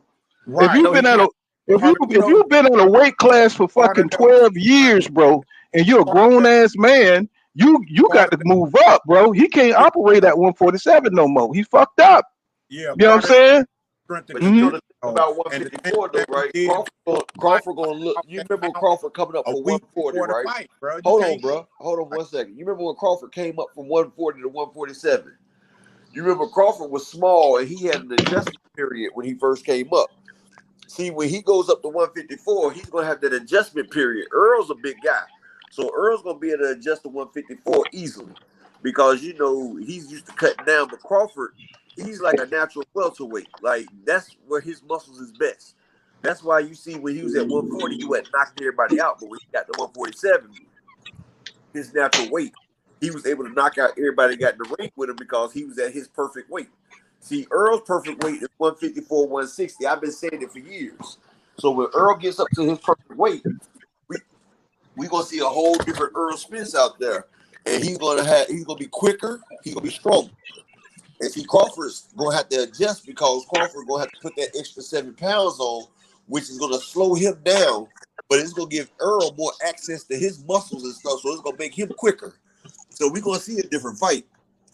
What change at 154 to the glove? Yeah, but will we? Because will he be recovered by that time? This man has the mental advantage now because he got knocked out. He has to recover from the beating itself.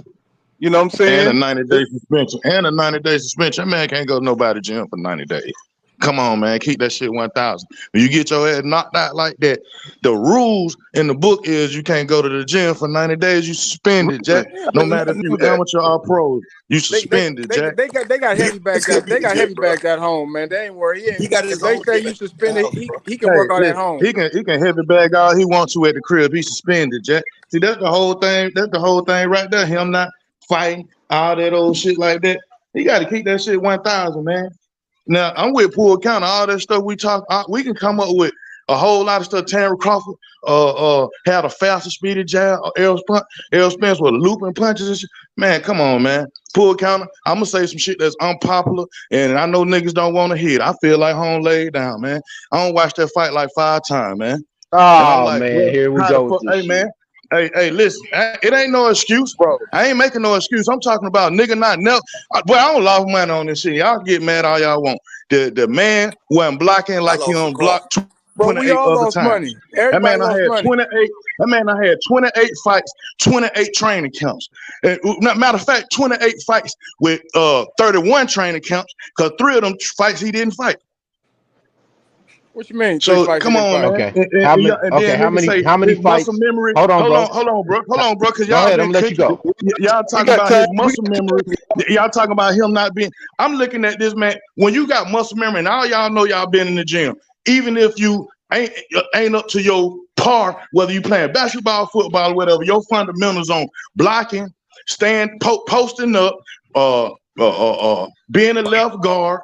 Even in boxing, your muscle memory stay the same, man. That man had it punching down by his waist, and Terry Crawford was laying into him, and he didn't put his hands up now time, man. Come on, bro. That's some bullshit. Yeah, you know it's some bullshit. Put your hands up, G. Then you gonna go out there just wailing like a motherfucker, and you know everybody know you don't go in there wailing on your opponent till you know that he's gone. Terry Crawford wasn't looking like he was gone for that man to be throwing them kind of punches.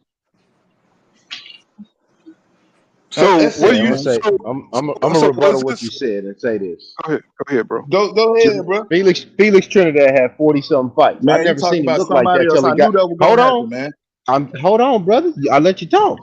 Felix Trinidad had 40-something fights. When he stepped in the ring with a master, he lost, brother. Man, Terry Crawford ain't no master like that. Hold on. See, that's that bullshit that I keep hearing, man. We let me talk. I'll let you talk, bro. I muted up so you can talk. Go ahead. My bad, my nigga. Listen, brother. I'm emotional about this too, brother. My favorite fighter lost too. I understand, brother. I ain't emotional about it. I don't give a fuck about them niggas. They don't pay my bills. I'm saying I lost money with them niggas trying to offer what I've seen in 28 other fights. We know. Okay, we know, bro. Let me just get my point out. This is my point. My favorite fighter got to get better. He's not gonna get better by December to beat that guy. It's not happening. If they rush him in there by December, we're gonna see something worse than what we just seen. Because the man just fought this. Yeah, me and you in agreement. The man just fought this man. His coach admitted to us that he don't watch film. Bomac and them been preparing for Errol Spence for 5 years with 3 different brains. This man come in with one training camp for 8 weeks and ain't. No. I'm saying what I'm saying is Derek James said he don't study film, no, bro.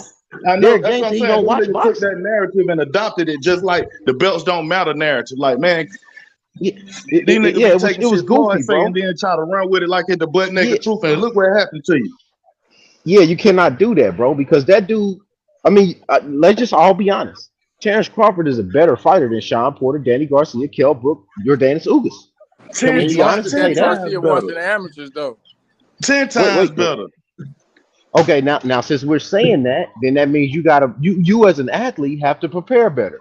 When we watch the greats, Kobe Bryant, Michael Jordan, whoever, when they playing the best players, they prepare better. They don't make no excuses. Kobe Bryant walked off that loss to the Celtics, and then he said, "You know what? I'm gonna go back and I'm gonna be better, and I'm gonna make sure I'm gonna beat Mhm. their ass next time." And he sure came Right. back and did it. Yeah, And I so know what you're all I'm saying. They say saying is home this, going to the gym at 4 in the morning and went leave bro, till bro. 4 in the afternoon. Yeah, I know what you're They talking about. got they got to get in the gym, but they're not about to beat that dude in December. I don't care what nobody say. They can believe what they want, but he not beating him in December. It's too close of a time. He's suspended. He don't have the time to get what he needs to get in order to He beat at the him. house training He right don't now. have it. Bro, hey, So that's what I'm thinking. Like, what Blu-ray gonna go to his house? Cause He that's can. illegal. Earl got a Derrick gym ain't at gonna his go to house. his house. Earl has a gym at his house. And that weight right there, you remember when Danny Garcia fought at 154? Earl was like, boy, I bet that weight feel real good for you, don't it? Like I said, y'all remember Bud had a damn adjustment period when he moved up to 147 from 140. Him moving up to Mm-hmm. 154, he's going to have that same adjustment period. He's not going to be as quick because now he's putting more weight on his body than his body's used to. See, his body's He used to the said in the 147. interview, Let me not finish. pull counter, Let but me up finish, bro. echelon. Let me finish real quick. His body's used to the 147. His body has grown into 147 where he can use all his muscles and he doesn't have no wasted abilities. When he goes to 154, he's gonna be putting on more weight, more mass, and he's gonna be slower. And right there, Earl, he's gonna be able to access more of his muscles. See, Earl, let's just say Terrence Crawford, Earl got the same skill set, right? But Earl can only access 50% of his power, while Terrence Crawford can use his whole 100%. He's gonna beat his ass every time, but at a different weight, Earl's able to access 25 or 40% more of his power. Now they're back on a more even scale, and while Terrence is accessing his, he's also going to be a little slower because he's got more weight on him. But see, that extra weight is like Earl moving up. Like Earl Crawford going to 154 is like Terrence Crawford moving up from 135 to 140 to 147. Notice how Terrence Crawford became a better athlete as he got up higher, as he got able to use more of his muscles. Because at 135 and 140, he wasn't knocking every single body out. He wasn't able to use all his muscles, but when he got to 147, he was able. So Earl hasn't went through that transition yet where he goes to another weight where he can use more of his muscles. You also got to realize he's been down there over 12 fucking years. So when he gets up to 154, he's going to be able to unlock more of his potential. We're going to see a better Earl Spence. Like I've told people from time to time, if you watch Full Counter on my show, I've been told y'all the best Earl Spence will be at 160 or 154. I said y'all just seeing a shell of a great fighter because y'all haven't seen him at his best yet. And I stand on that right there as a boxer. Okay, all respect though, bro. Him being 154 belt or whatever, that man 147. He was man 147, great dog. He laid down up echelon, and then but Crawford That's already. why they Hold have on, weight bro. I classes, just let bro. you finish though. I just I let know, you but that's finish, why they dog. have weight I just classes. let you finish. I ain't say nothing. I just let you finish. I ain't say nothing. Bud Crawford already. His walk around weight is 170.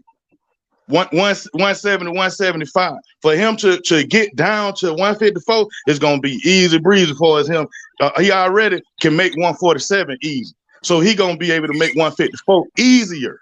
And for Errol Spence to try to take a fight in December with somebody who can make a better weight easier, man, he gonna clean shot it, man. Especially if they coming down there with that same old bull rush. I'm finna go in here and just whoop this nigga ass wait, mentality. bro, See, that's where you wrong, bro. bro, Just yeah, because he walk around at that weight, it don't mean that he can fight at that weight. It's a big bro, difference, bro. Like I said, I used to box too, bro. Yeah, Just because the yeah. people, oh, wait, hold Listen. on. I I just used let to you do box, and yours. I I just let you still do yours. train, bro. I I do, still but I got my did. gloves and bags and I students just and all let you that, do bro. yours, bro. Then I just let you cook that little skillet. Yeah, you So cut We me look, got off, and I time. was still going okay. though. So look, You We cut me got off time. while just I We was because you still walk going. I around, was still just talking. because you walk around we at got time, 170, y'all. We Bud got walk time for around at both like of y'all. Got time for 165, bro. both of y'all. We got time for both Yeah, of but I y'all. So was still talking Okay, though. But but he this can go. He can go, bro. let me yeah, you talk we got after to got uh, time. pause. That's why I We can't got let me time, talk stop after talking. fellas. But this is what I'm saying. Earl walks around at a different weight. Bud walks around like around 165. But this is what I'm saying. Just because he walks around that he's used to cutting to 147, it's different. Like Bud, he's used to cutting to 147. 154 will be different because he's not used to fighting at 154. Just like you see when he Errol was ain't either. Earl's done fought, he's done fought at 152 before. Earl's done fought at that weight. When Earl's You in talking about sparring, used to? Up. You said used to. You had the word but used see, to. Earl's body is screaming for that though, bro. Earl is a big guy. Bud Yeah, I is feel you. nowhere near. He has nowhere the dimensions that Earl has, bro. Like Earl's But been he at this said weight he's for struggling 12 too. years. Hey, Huh? Hold on, y'all. Hold on 200 for a pounds, second. bro. Y'all Earl don't is think like seven? 200 They, pounds, they bro. think they think 7 pounds don't make a difference, bro. It depends on what weight you at. You know what Exactly, I'm saying? bro. Seven pounds do make a difference, my brother. Yes, it does. I mean, especially when you at a weight class where you can't make anymore. You know what I'm saying? If you go up to a healthier weight, you know what I'm saying? 'Cause all these fighters walk, they don't fight at, they walk around weight. And you've been cutting weight that diminish your stamina, that diminish you. You know, over time, if you at 147 or 135 and shit, you're gonna be weak. You seen what Devin Haney looked like when he was first at Skeleton. 135 versus what he looked like at the end. You know what I'm saying? He ain't had no energy, bro. You know what I'm saying? So I mean, these are just common sense things. And what I'm pissed off about, y'all, is that Derrick James didn't see this. How the fuck we gonna be better at looking at this fight than Derrick James? How? Cause, Arrogance. That's why. How? bro, That's why. Derrick That's James why said I he say didn't my care. new opinion ain't popular for account. That's No, why I say bro. my new opinion ain't popular because these They niggas is arrogant. too pro, too rich, He too said, pro and too rich for what we seen the other day, man. Like what the fuck kind of move with that, bro? I know It's Floyd called Mayweather robbed arrogance, the bank. DJ. DJ, it's called I arrogance, bro. And he after didn't I care. pride feel comes that too. destruction. But Bro. upper echelon, you so arrogant. You so arrogant. You let a nigga dunk on you. You so arrogant. You let a running back truck you. You so arrogant. You let a Randy Moss your But you ass. know, Come on, hell man. nah. But look, if you sit there and say 50% of you is better than 100% of every welterweight out here, That's you arrogant. basically shit on everybody. And Earl said that plenty of times. He said, Ooh-wee. man, Bro, wait. That, hey, you can say That that is arrogance. arrogant. It is shitting on That's. people though. Hey, is that arrogance or is that confidence though? Because that can you be see what confused though. happened, Is it right? arrogance or is it confidence though? But you Y'all can't Earl, say cooking now, man. 50% of you is better than the next man, bro. That's arrogance, Look, bro. look. but They it We could fighting all it top could we just fighters. be we hey, confidence too. look. Oh, We they Y'all all know. cooking Spence now, got man. his See, ass see, flew on too, didn't it? let me say He didn't that. get Let me say flew on. this. Let me say this. We all know you need a tune up, bro. We all know. And see, we see Errol Spence Jr. See, we thought because Errol Spence Jr. went out there and beat Danny Garcia after a car crash with no tune up and was able to beat Danny Garcia and Ugas, right? Without Mm-hmm. tune ups, right? We thought he was on another Mm-hmm. level. And that Yeah. gave us that elevated Errol Spence Jr. in our mind that he was some kind of super fighter. But we know the basics of boxing tells you that you have to stay active to be sharp. Yep. What I Yep. saw in that ring was a sharper, stronger Bud Crawford who did all the right things. He did the basics. You know what I'm saying? But To go in there Yeah. at the best that he could be. He needed to fight. I think, and this is my opinion, I think he should have took that Keith Thurman fight. You know, Facts. when we all said shit about, we talked no. shit about. Hold on, don't cut me off. Hold on. When Bud fought that David Avenesian fight, we all talked all kind of shit. You know, but Mm-hmm. that man was staying sharp. That man was working on his power. He was working on shit, working on his inside game, staying sharp. What EJ was doing, he was sitting up, bro, waiting on fucking Bud Crawford instead of doing Mm-hmm. what he's supposed to do, staying in there, Facts. stay active. He should have got that other fight in, bro. You know, Facts. as you get older, you can't do what you did when you was 20. You can't just like when you playing basketball and you go out there, all it taking you is a fucking a couple of games to get back into it. But when you 30, nigga, you got to goddamn stay in shape before you go Yep. out there because you're gonna be fucked up. I mean, you got people who are less talented than you are out there on the basketball court running circles around you just because they're in better condition than you are. And I think that's what we saw. I think that's what Yeah. we saw in this fight. And we Okay, seen in the Ugas fight, you see, it took him a while to catch on because he had ring rust in the Ugas fight, remember? At first, you Mm-hmm. know, he wasn't sharp at all, but he started to kick into gear around the 5th or 6th round. He started to get back into Mm-hmm. things. And see, he didn't get a chance to get to the 5th or 6th round with Terrence Crawford. And Terrence Crawford didn't even do nothing really spectacular. He used basic fundamentals and beat Earl with basic fundamentals. He Yeah, he stepped back did. and countered. That's because he was physically superior. Exactly. He didn't even have to do nothing special. He didn't even have to go in the tool bag because Earl looked at like a shell of himself. He stepped back, countered. He sat hey, there. He went Send me through. I them got me a pair of gloves. Terrence Crawford, Dick. I got but me a pair of when we Terrence gonna Crawford, Dick. you, But Them see, bro, bitches you loaded. got Them hey goddamn loaded ass gloves, nigga. bro, Terrence Crawford hey, bro, Oh shit. Terrence Crawford Terrence Crawford played a perfect game with Earl, man. Like, first of all, everybody's saying I understand that Earl should be active, but we see this what we got accustomed to with EJ, man. We got accustomed to EJ taking the big fights, while Crawford took a David Avenesian fight. Earl didn't need to take the Crawford fight. He should have picked somebody like Crawford did just to stay active, but he didn't. Crawford stayed active with a safe fight while we all used to Earl taking the big fights, and we would accept him taking the Thurman fight. Yeah, that's another big fight. But Earl just needs to pick from the top 10 if he gonna stay active. If Crawford take another fight, because Earl cannot let Crawford take another fight before the rematch, and he wait for Crawford again. So let me ask y'all this. Okay, if Earl go out there and let's say he just destroys Crawford in the next fight, you know what I'm saying? I think it's gonna really hurt his reputation, bro. If he has that turnaround like that, because now it looks like some kind of play by the PBC. Now it looks like some kind of conspiracy that they just want to get fans to buy this fight. You know what I'm saying? It's really going to damage, you know what I'm saying, the weight, because, they didn't take the fight seriously the first time, or was it just that at 147 he couldn't do it no more? It's going to be a lot of questions, bro. You know what I'm saying, for them to fight a trilogy, because I really don't see Jermell Charlo coming back to 154 to face Bud when he got that big Canelo fight. You know what I'm saying? Why would he come back from 168 all the way back down to 154 to face Bud Crawford? You know what I'm saying? When he still got unfinished business with Spence. You know what I'm saying? I mean, it's just I'm just kind of, my mind is everywhere with this loss. You know what I'm saying? I just want to see what EJ looked like at 154. Why is Crawford agreeing to fight Spence at 154 when he got the advantage at 147? The shit just don't make no sense. Because you know what I'm saying? He loaded them gloves. He played a psychological thing. He did what I don't know if he loaded the gloves. I just feel like he did, man. But whatever he did, I don't know if he do or not. But that could probably play something into EJ mind where EJ like, okay, you beat me that way the first time, then you jump straight to 54 and try to fight him again. We all know Earl better than that, man. Like, Earl is, come on, man. Like, come on, bro. I don't know. You heard what Earl That's said. crazy, Earl said, man. I have an excuse. Earl said, I got an excuse, but I'm just not going to give it to you. So Earl had an excuse, but we don't know what his excuse is, but it is an excuse out there. But he said, I'm a man, I'm going to take it. Yeah, so Earl knows it was something wrong, but man, he just taking it on the chin. Bud probably threw a catch weight in there, a rehydration clause or something, man. Like, Bud was bigger than EJ at the weigh-in, and then Bud was bigger than EJ in the fight. Like, yes, that was crazy though, because he was bigger than Earl, and I'm like, usually Earl balloon up.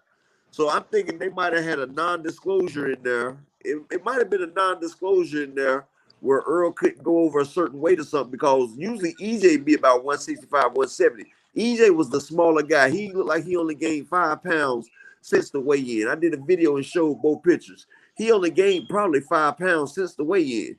And that weigh-in that we seen was a mock weigh-in, so he had already rehydrated a little bit already. So we didn't see them at 147 anyway.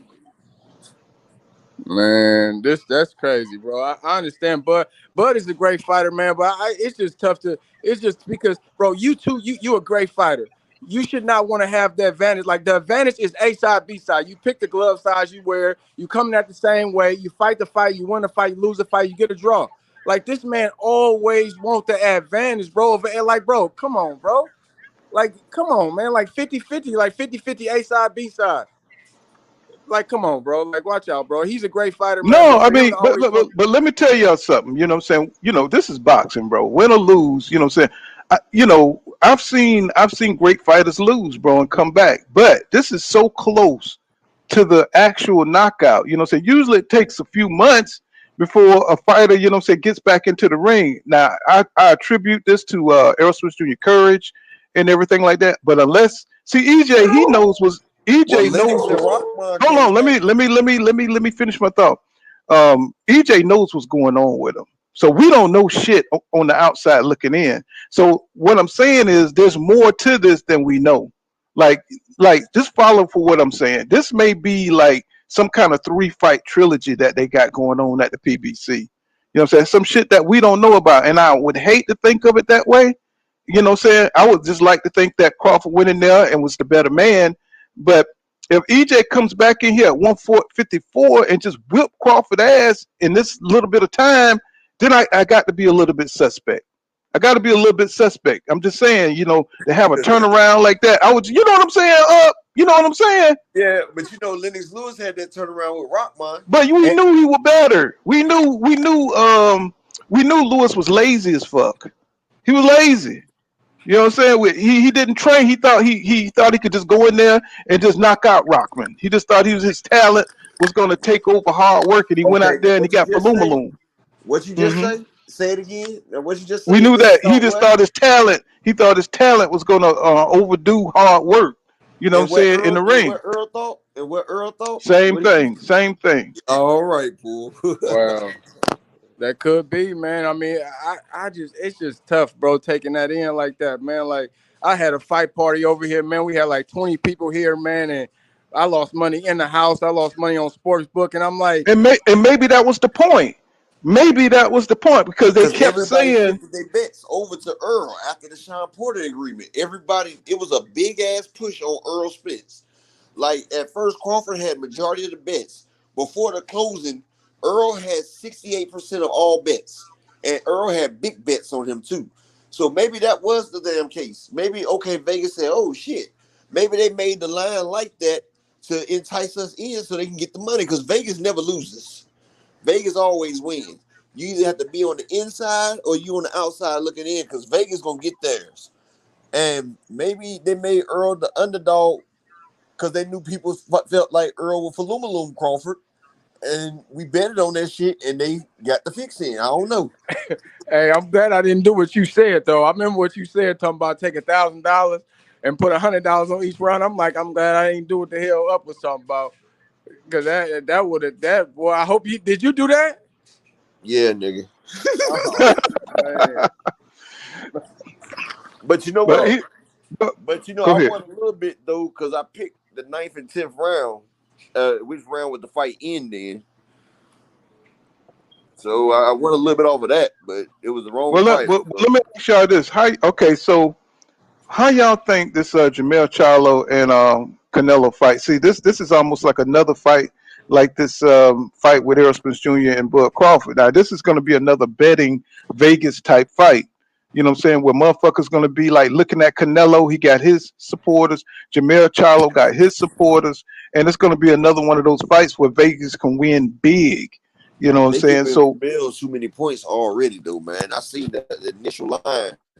Jamel's like plus 350. I don't know, really, bro. That's really, Yeah. that's a tough fight to pick right there because I know Jamel's a beast, but Jamel Jamel got every he tool to beat that nigga, though. I remember that first fight with him and Tony Harrison, man. That was he wasn't even really getting off, and he But came. Jamel has gotten better after every fight. Each fight that he's with Derrick James, he's gotten better. He lost to Tony Harrison, came back, knocked him out. He arguably lost to Brian Castano, came back, knocked him out. Each fight, Jermell Charlo hasn't made the same mistakes that he's made in previous fights.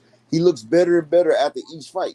He's learning. Like, Jermell had to learn, bro, because he came from Ronnie Shields. He was a pure boxer. Derrick James then turned him into a boxer puncher now. And Canelo, I just seen Canelo go 12 rounds with John Ryder and a Triple G that was down past retirement. Right. Canelo brings fighters up to the weight class to fight. You feel what I'm saying? He brought John Ryder, he brought Triple G up. And I know Jermell Charlo, he has a better jab than both of them. We seen what Bivol did to Canelo with a jab. Jermell Charlo is longer than Bivol with the 74-inch reach. Plus, he's 6 feet tall. Canelo 5'8". He has 6 inches of reach on Canelo and 4 inches of height on Canelo. And I feel like he'll sit back and pick Canelo apart and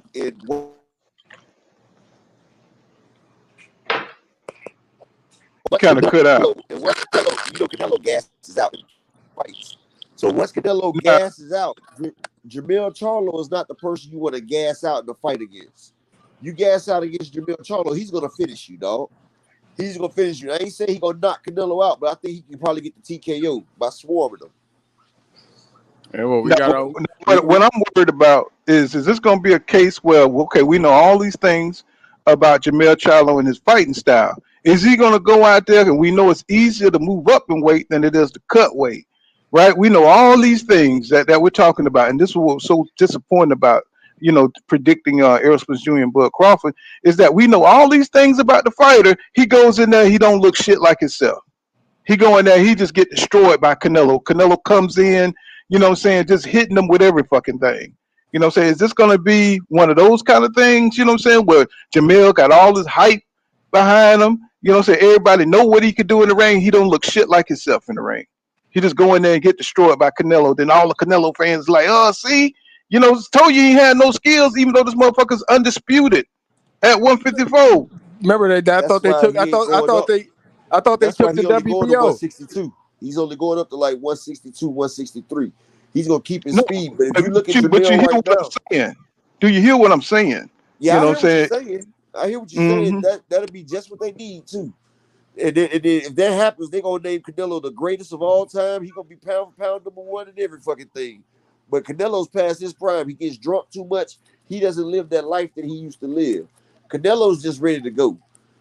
Canelo. He just Okay. We saying this shit now. I'm gonna tell you straight up. I'm picking Jermell Charlo to win that fight. But if goddamn Canelo coming that bitch looking like goddamn Hagler or some shit, and that motherfucker he throwing 1,500 do they punches got VADA around. testing in this fight? I hope they got VADA testing in I this don't fight. know. Was it VADA testing in the Errol Spence Jr. fight? That's another thing. They said it was. No, they said it wasn't. It wasn't? Oh hell no.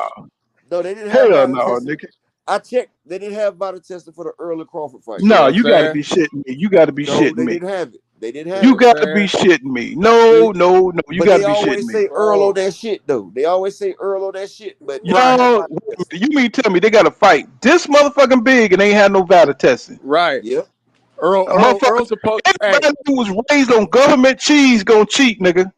Bro, they talk about Earl nipples. They talk about Earl nipples, and then on the biggest fight, you don't want to have no VADA testing. You like, know come why? on, bro. They point the gun. Look, they throw all the suspicion on Earl while they creeping in the back door. You feel what I'm saying? That's Wait a minute. I gotta look that up myself. I gotta do the research on that. I can't.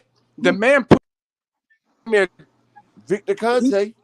The man pushed Earl across the ring, bro. I'm like, how the hell he pushed? Yeah, he was stronger than Earl, bro. Like he pushed Earl easy. And usually Earl does not accept the clinch. And Earl, he accepted the clinch that night, boy. Wait a minute. You mean, do we know for sure there was no VADA testing, bro? Yeah, that changes a whole lot of shit. It was no if it wasn't no, bro, you lying to me right now. What's going on, Jay? I'm just kind of like, what the up, hell? Pool? What up, Pool? Man, I keep hearing it wasn't no VADA testing. Nobody knows for sure though, but that's what they saying. Why are they hiding that? Be honest. That's the best. There's no way that Crawford just looked like that. Just all of it, like he's been hiding that this whole time. Like I don't understand. We've never seen him bust nobody up like that. In itself should be suspicious. Especially Errol Spence Jr., who's a fucking physical juggernaut. You know what I'm saying?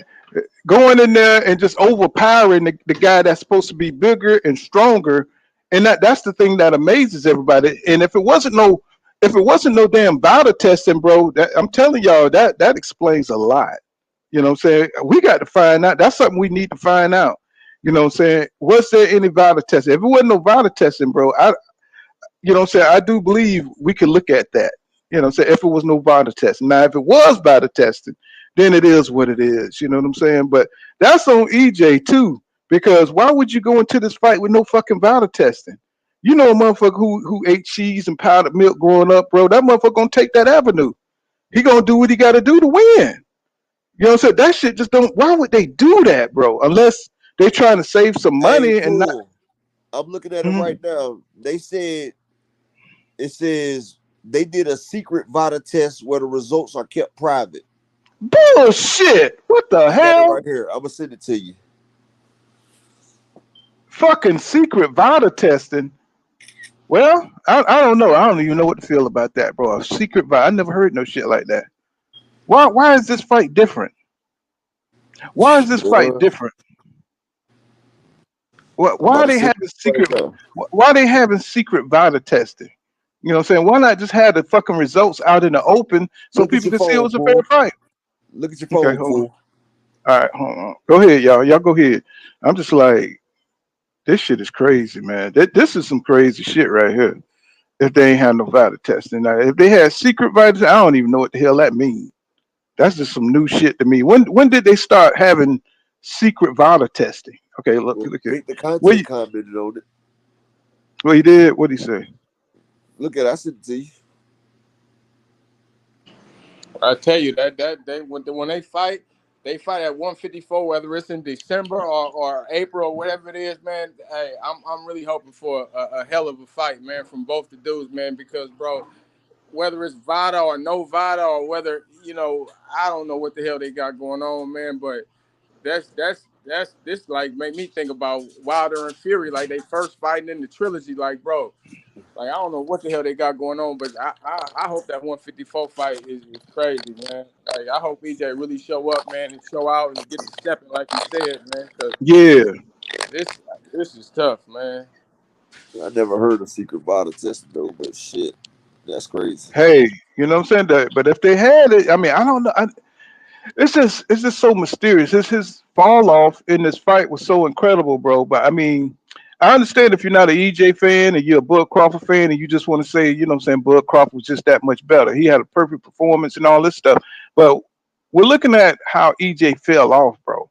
You know what I'm saying? And I think everybody want to just say, Bud Crawford was that much superior a fighter than, just because of the rivalry between the fans. But it's more than that, bro. It's more than that. There's something else going on with this. You know what I'm saying? If you can't see it, that's because you're blinded by, what I'm saying, the results you want to see in this fight. You know what I'm saying? You're just blinded by what you want to see. You know what I'm saying? You see it, It's like, fool? I'm looking at my phone, but Look at I your mean, I don't know. messages, bro. Oh, okay. What message, what you send it under? The I think I don't know if it. Instagram? What? No, I think my text message, bro. Okay, that's where I'm at. I'm in the phone Okay, right now. You ain't see what okay. I sent you? You ain't see what I said, where is it, bro? You ain't see that? I mean, you got so many damn phones over there. Let me see. Okay, I see it, bro. I see it. You sent me through another link here. Let me see. Yeah, I see it. He says yes. Both Terrence Crawford and Errol Spence Jr. did stringent VADA testing for 8-week camp and fight night. He says, in my opinion, the lack of drug testing transparency is unacceptable. Clean boxing should be a priority for all involved. Look at the top. Oh, that was the question. I'm sorry. He said yes. Both Terrence Crawford and Errol No, Spence look at did the top. stringent. Oh, The let me top. He see. tell you Top. they did. That was him commenting after the dude told them that they did secret vital testing. Look up there. He said, what I found, they did secret VITA testing where the results were kept private, like most PBC events with VITA. Okay, so this isn't something that's uncommon. This is something that PBC does. You know what I'm saying? That keep it private. I don't understand why that. Hey, why did they? Hey, why? You remember back in the day they used to have fighters come to the ring with their hand wraps and put the gloves on in the ring. What was the reason for them going away from that? Why are they making it private though? I wonder why the PBC be making this shit private. Just in case a motherfucker Cause, juice bro, them. yeah, they ain't trying to be the whistleblower. That makes me think a lot of motherfuckers be jacked up when they get in that ring then, boy. That's probably why Canelo came on over. Shit, they like to keep it private. My type of team. Shit.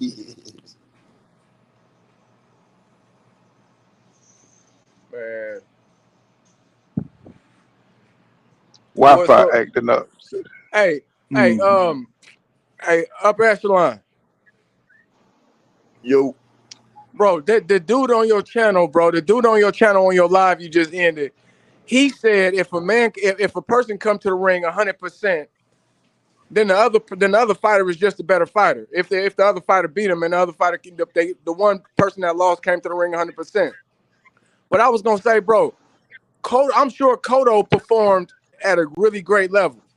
But it didn't make no sense against Margarito because the nigga had loaded gloves. Yeah, he was getting beat with them with some shit. It don't matter if you're 100% if a motherfucker got a weapon. Oh, so I don't understand what the hell. And dude was You talking about that weird ass guy that I had to kick off? Yeah, man. Bro, I don't know what was that dude But called, man. you had to kick somebody off. I had a nigga, bro. He looked like a cold Chester, man. Like he was a bald headed white guy with glasses, bro. And he kept giggling and shit every time I was talking, bro. That shit was crazy, dog. Hey. You ain't had nothing. I had a dude come up. He was squeezing his goddamn. He had fat titties and stuff, and he was squeezing his titties. He wouldn't say nothing and stuff. I was like, "What the hell going on, bro?" You know what I'm saying? It's like, "Are you gonna say something?" And he just kept squeezing his fucking titties and shit. I was like, "What the hell going on here?" He was an Errol Spence fan at first, right? He said he was cheering for Bud, talking about Bud knocked Errol out, right? And so I said. He didn't even know who Bud fought before Errol. I had to tell him it was David Avenesian. Then I asked him how many of Bud's fights have he bought. He ain't bought none of them. So I said, bro, you really not even a Bud fan. He said, no, I was an EJ fan until he got beat. So I said, so if a fighter, my God, that's ridiculous. Bro, that's what he pissed me off. I said, so if a fighter lose, you gonna jump ship on him? Like, damn, that makes your favorite fighter not want to fight. Like, damn. Dude, he was a Spence hater, bro. It seemed like he was a Spence hater, man. It just because bro. If you don't know the last, first of all, you ain't following boxing, bro. I can name the last. Want to see somebody lose. Yeah, bro, that ain't. Come on, man. I'm rocking with EJ until we hang up the gloves, man. Like, bro, you hang them up. You know what I mean, man. Well, we got boxing brings a lot of weirdos to this motherfucker too. You know what I'm saying? A lot of these motherfuckers don't watch no boxing. They just want to get on here and agitate motherfuckers. You know what I'm saying? That's just the world we live in now. We got some weird ass niggas out here. Pool, he kept laughing, so I said, well, bro, what the fuck is so funny? I want to laugh too. And then he was talking about EJ getting knocked out. So I'm like, so a person getting knocked out is funny? Like, that's why you got motherfuckers that you got motherfuckers who just want a damn troll, bro. There's a whole troll culture out here, bro. They don't even know who the fuck. All they care about is just getting up under your skin, bro. You know what I'm saying? They don't even like boxing. You got motherfuckers that just want to cause confusion. You know what I'm saying? We got a lot of test tube babies out here, bro. You know, a lot of crack babies. This is a generation where crack babies that done had kids. You know what I'm saying? So we got a lot of retards out here. So, you just got to kind of separate yourself from a lot of these people that just want to cause all kind of conflict and trolling. You know what I'm saying? While we really talking about substance in the fight, you got a lot of people that just want you to eat crow and they just want to jump in on that. So, so like I said, it's a lot of weirdos out here. So you just kind of got to, shift through all that, work our way through that till we get to the real source and the real material that we're talking about, bro. Cause I mean, it's just weird. People see this link up there and they click it and they squeeze in the fucking chest, titties and everything and stuff. It's like, attention is a new attention is the new it's the new thing now, just to get yourself out there. They don't care how they look, you know what I'm saying? It's like we used to have like some pride in how we look and how we show up, man, but all that shit is out the window with this internet shit, you know what I'm saying? People don't care how they show up. But getting back to boxing, you know what I'm saying? What do you guys think Errol Spence Jr. chances are, with Derrick James? Is he going to come in with a new mindset, looking at tape, studying tape, or do you think he's going to stay the same? You know what I'm saying? What do you guys think EJ chances are of winning at 154? I think his chances is very, very good, man. But just knowing EJ, knowing all the study and all the videos I've seen, all the research I did on him, man. That as an amateur, that man won like back to back gold medals, man. As an amateur, man, in the amateurs, man, he won the silver, then he won the gold. The man won back to back golds as an amateur, man. He very good as an amateur, man. But another thing is that EJ said long time ago. He said the fight that he lost, he said he lost the fight before where he didn't get no sleep before the fight. And I noticed EJ came out with bags underneath his eyes. And I'm like, bro, like I don't know if he couldn't get no sleep or whatever before the fight, but I believe his chances at 154 in a rematch is very, very good, man. I honestly believe that we're gonna see the fight that that everybody expected we was gonna see. It was just something just wasn't right, man, about that night, man. But that's all I'm gonna say about that. But Did y'all see the All right. epilogue? Did y'all watch the epilogue? Yeah. So you said, Yeah. um, What even if you mhm. seen Spence before he went out, he wasn't even sweating. And they always say like if a fighter not sweating before they get in the ring, it's a bad sign. And when I seen the epilogue, he was just sitting there, like staring into space. It just was weird. The whole thing was weird. Something was obviously going on. And then I did kind of rewatch the fight, and I could see where Spence can be more successful if he were more himself. I mean, I get everybody Mhm. saying Spence make all these mistakes and this and that, but even with the mistakes he makes, he's still able to overcome. So it wasn't like Crawford was just that good and he just capitalized off every single mistake. Spence, all of his advantages were taken away. He didn't have any. He wasn't strong. He wasn't blocking. He was slow. He was tired. His conditioning is one of the main things about him. So if he Mhm. can have all of those things in the next fight, I'm not gonna say he can beat him, but it would definitely be way more competitive. Yeah, I agree. I agree. but Yeah, what do you think, another Up? You think oh let Up go? Hey, Up, what you think? You think he can win at 154? I know he can win at 154. Like I said, it's just arrogant staying at 147. And like he said, he was tired. Earl wasn't ready for that, man. Earl gonna be bigger, faster, stronger. And after pride comes destruction. And iron sharpens iron. With this loss right here, now they know this gets them back on the ball game. This gets them more hungry. Like Earl hungry again. Like, his pride is a motherfucker. Earl, how he keeps everything inside and like to prove everything wrong. Earl's about to come back with a vengeance. Like Terrence Crawford, I feel for him in the next fight. Earl ain't cut him no slack the way Terrence gave him some slack. Earl about to come in there and fuck that nigga around. And like I said, it ain't gonna be no damn mishaps either. Them gloves gonna get checked. It's gonna be vital testing, all that shit. So ain't gonna be no excuses. Did y'all see in the epilogue they was wiping something on Terrence Crawford glove? exactly. Hey, exactly.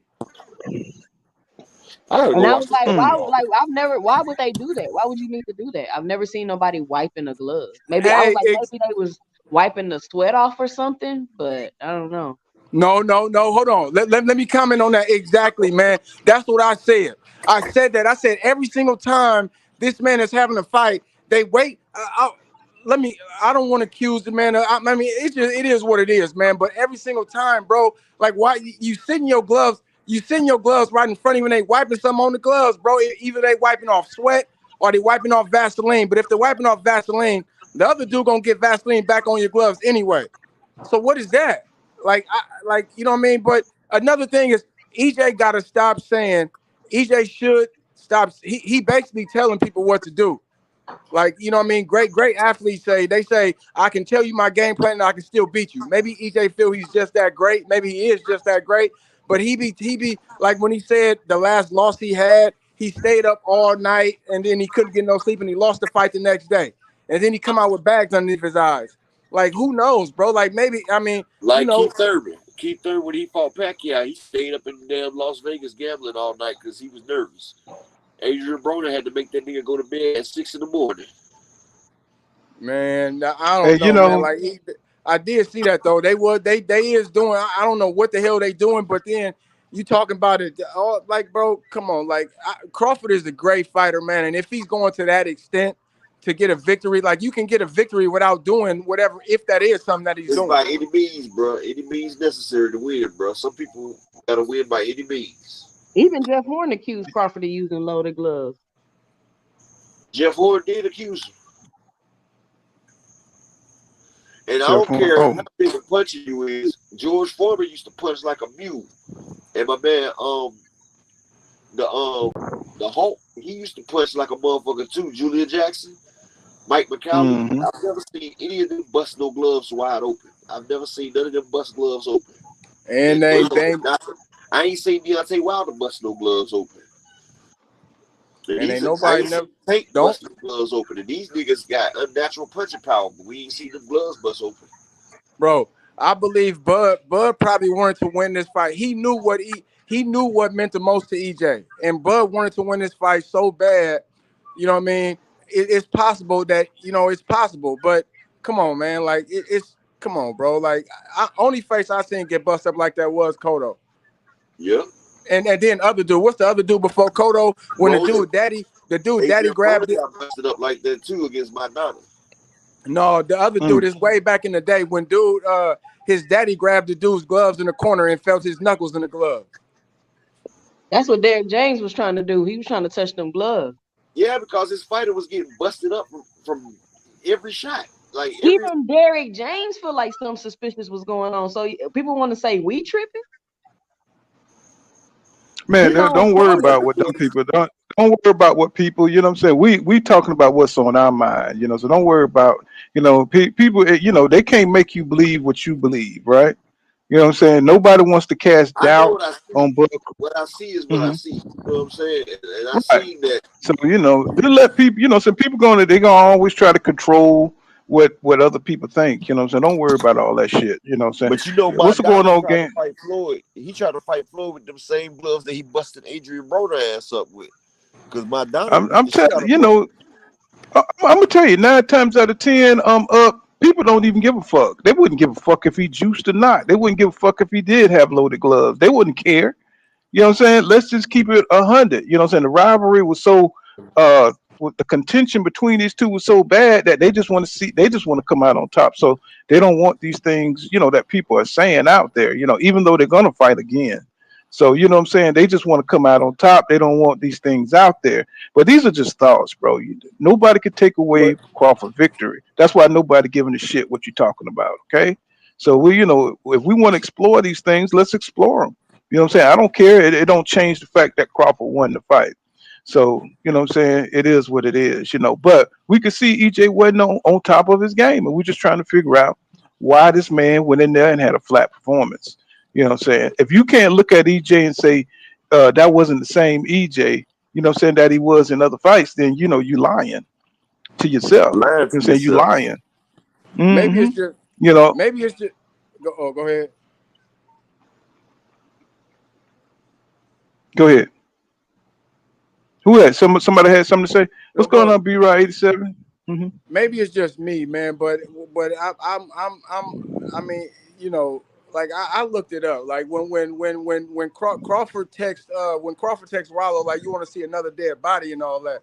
I'm like, okay, you see the pictures. EJ face was kind of distorted. He was kind of, when you get hit, your face kind of shift and all that. So I'm like, okay. So I went looking up some other stuff, bro. I'm like, if you is wiping something on your glove, like, what could that be? Like, what could that be? Like, you know what I mean? Liquid metal. Like, but liquid glass hard is like but metal. even it was something else, bro. I looked up, like when he talked about the dead body, and I looked up like embalming fluid. Like they say, if you inhale or you ingest embalming fluid, it throws off your balance, your coordination, and it like swells your face. It swells the body up. And I'm like, nah. I'm like, What? maybe I'm just reaching too That's far. that boat. That's that love boat right there. Yeah, embalming fluid does Well, do all that I shit mean, right there. I don't know, man. You know what I'm saying? I don't know. Maybe, But I I don't don't want know. to get you too Boxing strong. Motherfucker say he is a got that dirty, shit too it's a strong. dirty sport, bro. And I just hate that Derek James, you're thinking that he's an old school dude that know all the tricks. That's why you need a strong team, bro. That's why you need somebody in the locker room watching the wrap up. You need somebody, what I'm saying, what I'm saying, knowing all the tricks to the trade, what I'm saying. Floyd, they couldn't get over on Floyd Mayweather because his dads and his uncles, they go way back. They know all the tricks, bro. You know what I'm But saying? You're not gonna EJ, be able to sneak. Yeah. EJ What's got in his that? EJ homeboy, got like his homeboy Jordan, like his home, like he got. I know his father is always behind him, so his father ain't gonna leave his side. Like he got his own, he got his homeboy Jordan that can stay in the locker room. Like, bro, somebody needs to just make sure it's on a level playing field at all times for EJ, because EJ, the man he called himself the truth. Everything he said, we believed it. He really went after it the way he said it. Like, he needs somebody that's going, like, you know what I mean? like I mean, if I would just bro Jordan, but like you know what I mean, stand that you know what I mean, make because that's his homeboy, that's his best friend, bro. Like watch all that, like make sure the gloves is good, hand wrap's good. Don't leave until you know what I mean. It's all you know what I mean. It's all wrapped up and he walking out to the ring. Like don't leave from outside the door or whatever. It almost Gotta sounds have like Spence agreed to all the fuck shit to let Crawford get away with all the fuck shit he wanted to do. That's what it sounds like to me. That's why it's kind of hard to even argue because he let y'all know on the Twitter about getting played. He said something about it twice.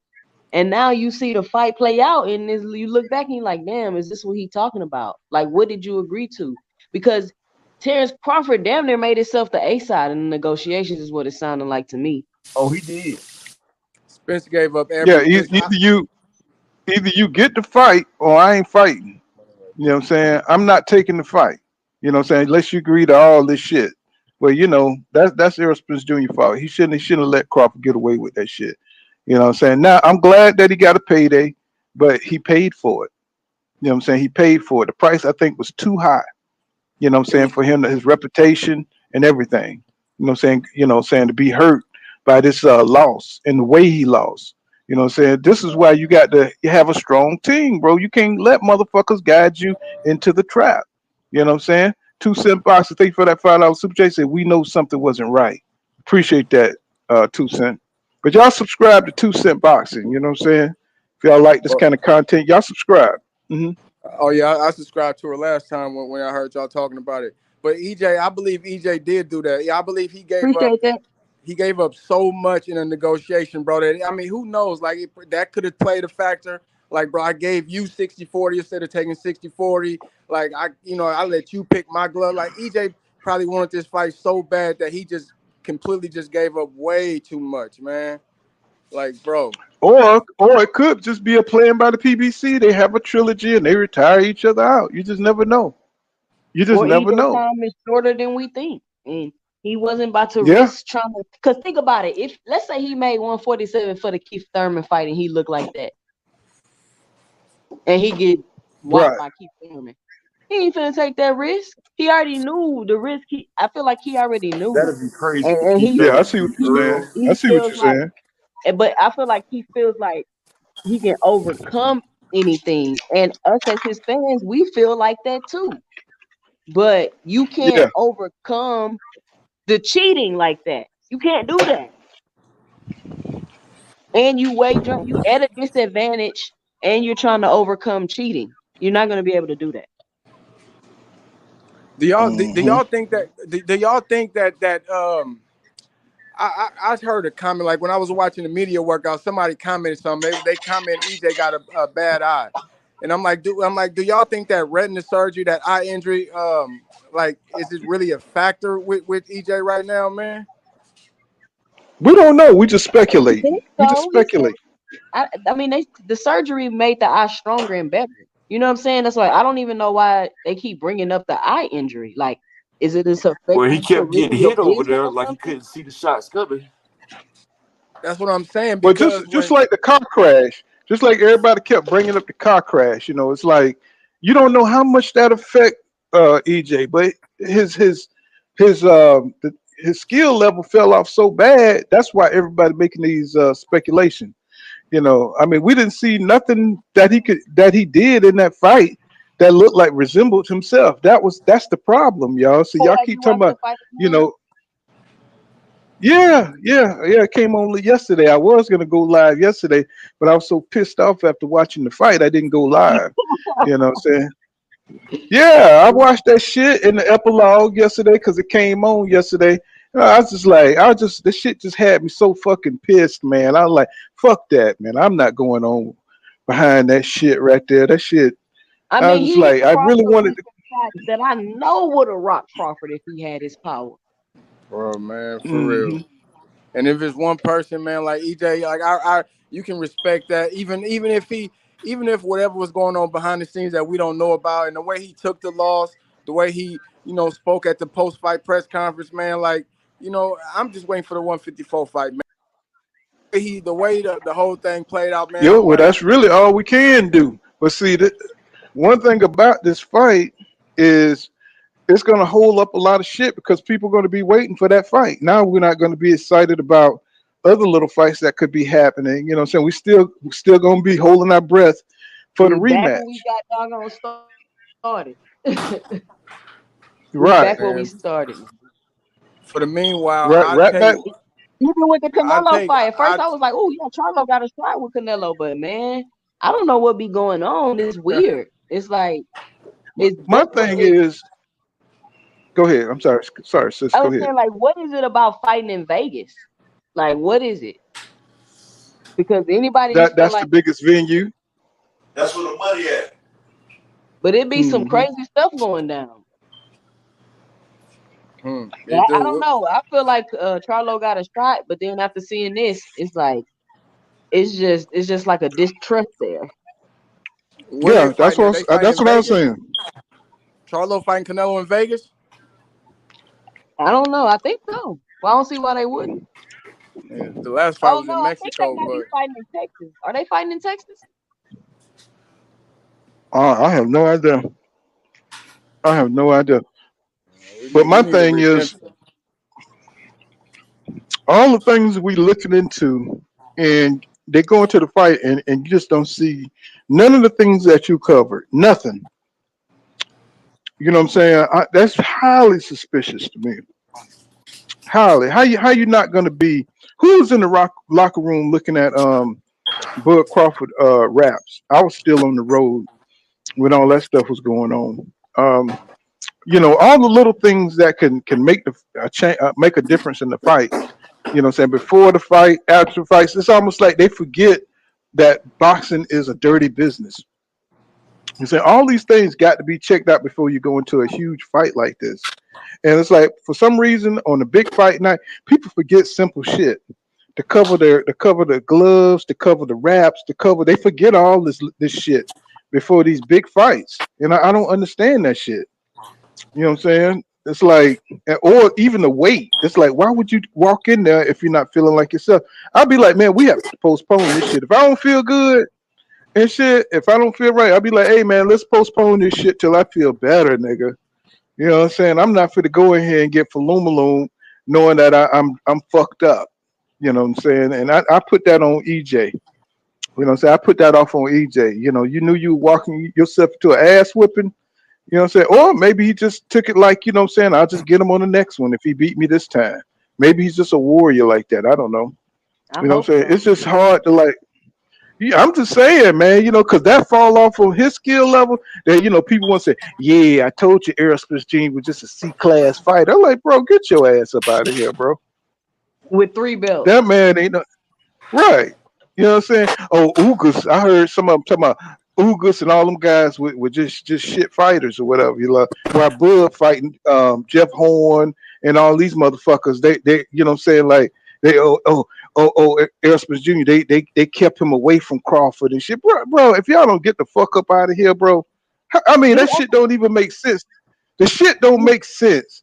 It's do like y'all if think he that they fighting the really top blackball dudes, him? say what now?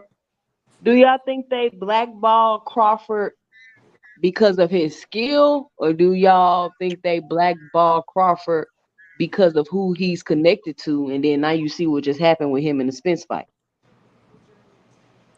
because they want to make I it don't think No, they seem like I blackball think Crawford. I think he Everybody trying to preserved pay him. fighters. They I wasn't trying think to he pay people. They preserved trying to himself keep by them a staying out billion of the tough dollars. fights. No, that I that think he wasn't that. preserved himself.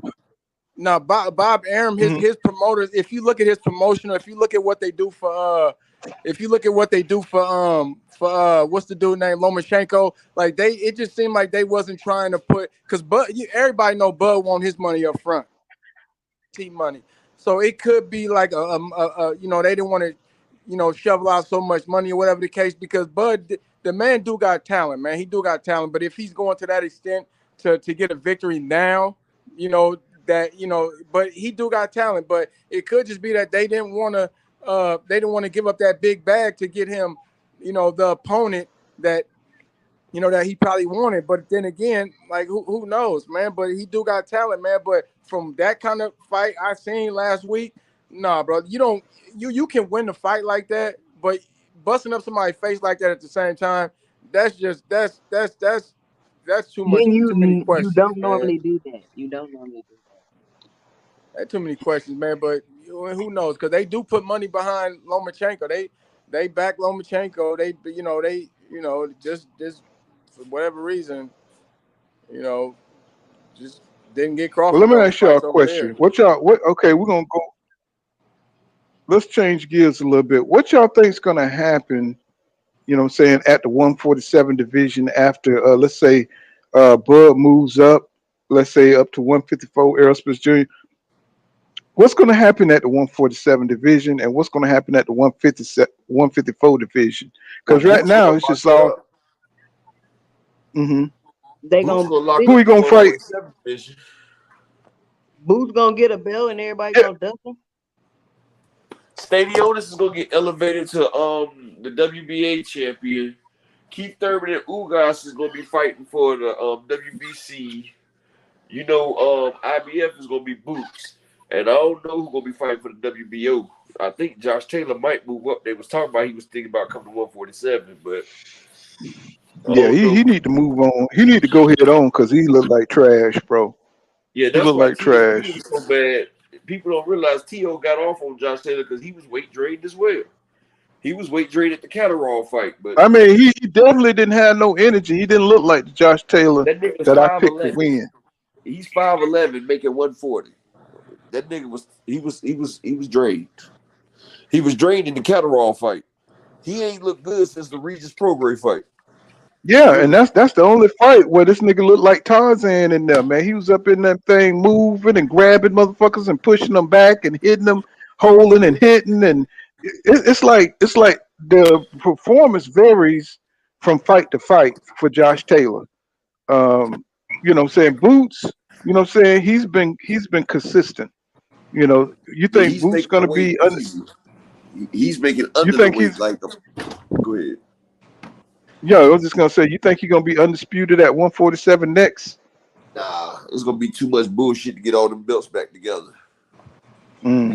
And they ain't gonna want to see Hmm. Gerard in his undisputed. They not.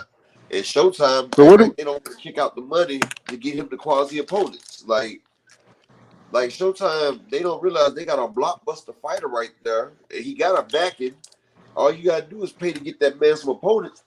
Like Rashidi Ellis would have been a good name for him, but since Rashidi Ellis showed vulnerabilities against Ramon Miller, they decided that Ramon Miller would be better for Boots. That's why they took the fight away from Rashidi like that. Like Rashidi beat that man what? 9 rounds to 3, but he got gassed in that 9th round. Well, he beat him 8 rounds to 4 because he got Boots, gassed in that 9th round, and that's when that man started popping his ass. Boots gonna have it's gonna be tough Mm. for Boots, man. It's gonna be tough for Boots to get somebody in the ring because of the way he just beat dude. Like the way he just beat dude, that's probably gonna be tough But for him to Rashidi was get. beating dude like that until he ran out. If y'all don't remember, Rashidi was hitting that nigga looking like Sweet Pea Whitaker. Yeah, that's why Rashidi was bombing on that nigga, but then Rashidi ran out of gas. and that's why Boots took the fight because Boots wanted to. Because remember, Rashidi and Boots had a back and forth. Like, you know what I mean? Boots probably, it's a macho thing. Boots probably like, man, he did that to you, so I'm gonna beat him. And now Yeah, he but beat see, him. Rashidi really beat that dude, but they figured, Mexican versus black sells better, and they seen that dude drop Rashidi a couple times, and so they made that call, got that shit situated, and Rashidi took the L. Well, I don't know why. I don't know why Hmm. Stan Jonas want to do that. Stan Jonas is a good fighter, but he been on the shelf just as long as Spence. Stanionis needs a check, man. Stanionis has been getting shitted out of everybody, bro. Like Stanionis, he's done had to pay for 3 training camps. Like, and he's not getting no checks. And he done paid for 3 training camps. Like, Golden Boy or somebody would have to reimburse me or something, dog, because that's some bullshit for real. That Well, man can't especially get no especially training with this camp. especially with Virgil Ortiz, man, Yeah. getting, pushing back the fight, and this man gonna look horrible in the ring because shit, we haven't seen him active in a while. You know what I'm saying? Because he done He got got to pushed fight at aside so many 154. times. He's got to go to 154. That Allison ain't going to let him cut all the way down. Like I said, it's weight Yeah. class for a reason, and his body ain't going to let him go no further. Now at 154, that's going to be even more confusing because now you got everybody up there. You got Danny Garcia up there, Keith Thurman up there. You got. I don't think Keith Thurman going to go back What's down to 154. He said he want to, but I don't know how effective he's going to be down there. Then you got Crawford. You got Spence up there at 150. What the fuck is going to happen at 154? Everybody's headed up there. You know what I'm saying? I don't think Jermell's going to come back down to 154, even though he say he won't. He's not done with the division. But with them stripping him, you know what I'm saying? It's going to be interesting to see what happens down there with all the Keith said he's talent staying at headed to 154. 147. Keith said he's staying at 147. You know, him and Ugas about to fight at 147. Who you talking about? Keith Thurman and Ugas, they fighting at 147. They're going to fight at 147? Really? Yep, Okay. Ugas and Keith Thurman. Yeah. I didn't know Keith Thurman was. I thought he was at 154. Keith Thurman was talking I shit, thought he was talking going to about fight. I Ugas gonna be a I thought gatekeeper. Danny Garcia. I thought Danny Danny Garcia Garcia and going to Keith was talking 160. about. Danny Garcia going to 160 Damn. to fight Erislandy Laura for his Oh, belt. he fighting him at 160? Yeah, At Erislandy Laura at 160? 160 for his belt. Bro, what's the possibility? Oh man. What's the likely possibility, man? I know we ain't never seen this before, but what's the likely possibility of a woman fighting a man? Like, cause I know Clarissa She Shields get knocked the said, fuck out. huh? She Oh gonna get man, knocked the that's fuck out. ridiculous. But she That's said ridiculous, she want bro. to fight Keith Thurman. Man, Keith Thurman would destroy that Man. girl, man. Look, you can take a 118-pound man and put him in there with a damn a heavyweight woman, and he'll beat that ass, dog. But she said she gonna box circles around that man. Okay, she can box circles No, around I mean it's Popeye. good for promotion, but they'll never sanction no dumb shit like that. They You say we see need what to happened when stop that. You know what I'm saying? I think that she girl can beat a China, she few thought she guys was though. stronger than a man. She got in there with Joey It's like, Buttafuoco. Y'all remember when China hey, fought Joey Buttafuoco, that girl China for wrestling? They tried to say she was the strongest woman and she could beat a man. They put her in the ring with that fat dude, Joey Buttafuoco. And Joey Buttafuoco, his out of shape ass beat that girl ass for 12 rounds. You talking about boxing or yeah. wrestling?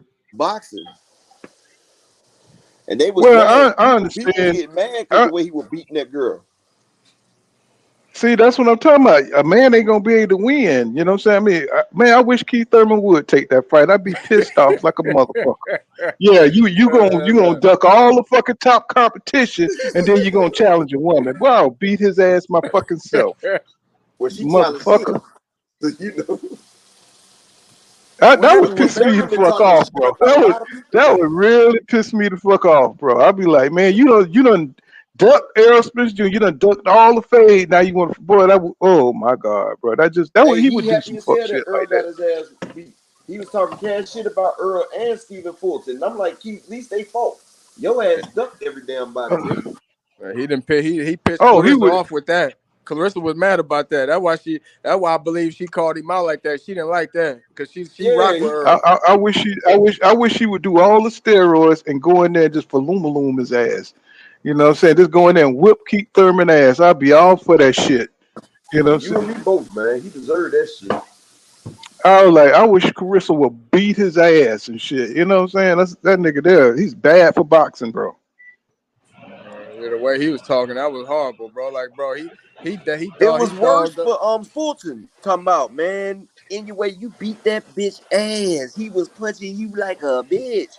Like, nigga, how are you going against the American fighter like that, bro? Like, he showed more balls than you did, Keith. Like, that shit pissed me off, man. Right, right. Like he was happy. He was happy he got his ass whipped. Yeah, he happy because he seen somebody else lose because Thurman took an L. You got to know Thurman took an L that he happy for somebody else to take an L now, man. Like, come on, man. Massa done beats you, boy. Like, he happy Massa winning. Like, he that nigga in the house that's gonna tell when everybody trying to damn revolt. I think Keith You gotta Thurman give know he a scumbag, man. He just can't help but show it. You know, so he can't help but who he is. You know what I'm saying? I sure hate that he a Florida nigga because I'm a Florida nigga. You know what I'm saying? I sure hate that shit, bro. Man, Clear water. that's how y'all doing it out there, Paul. I see. Look, the damn show look like it, don't it? That's how y'all doing Asshole it and out ass there. That's that light skinned nigga shit. Pool ain't no light skinned nigga. nigga. I just and every time he come on, you know he gonna come on with some. You know he kind of like Blair Carr. You know, saying, "Yo, we got some ill shit to say." You know, whatever he say, it's gonna be hating on somebody else. Like when he said in the Porter fight with Errol Spence Jr., they asked him how many fights he think who up. He told me he won all the rounds. He won all 6 rounds. I was like, this nigga here, man. You know, Blair Cobb is another hater. Even though he did say some shit that was like accurate, and when he was talking about EJ defense and stuff like that, I was just like, damn.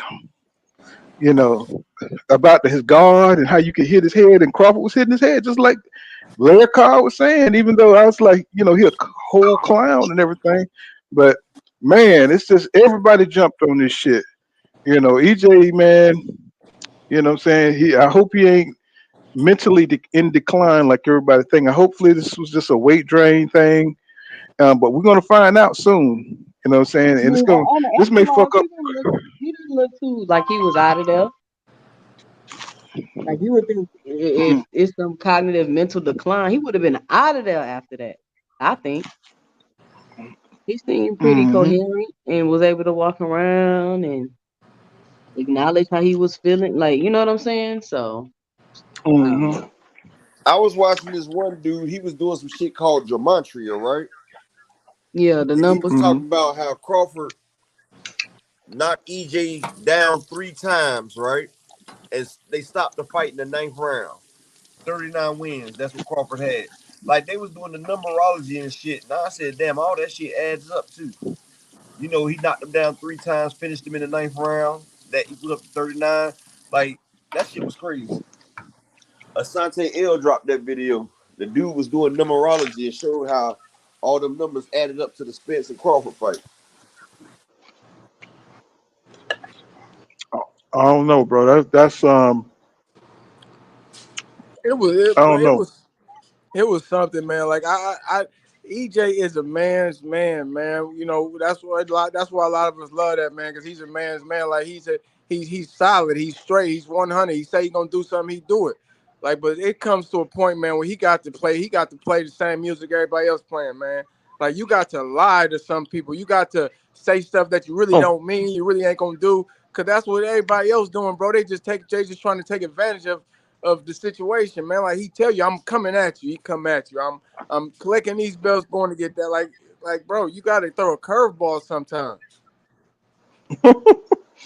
some home.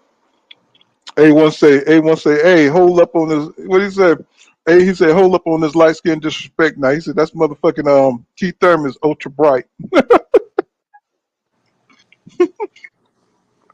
Bro, I'm just Mm-hmm. saying, man. Like, bro, that's he got to throw a curveball sometime, man. Cause EJ, like, man, bro, I don't care what nobody say, man. I ain't that, bro, man.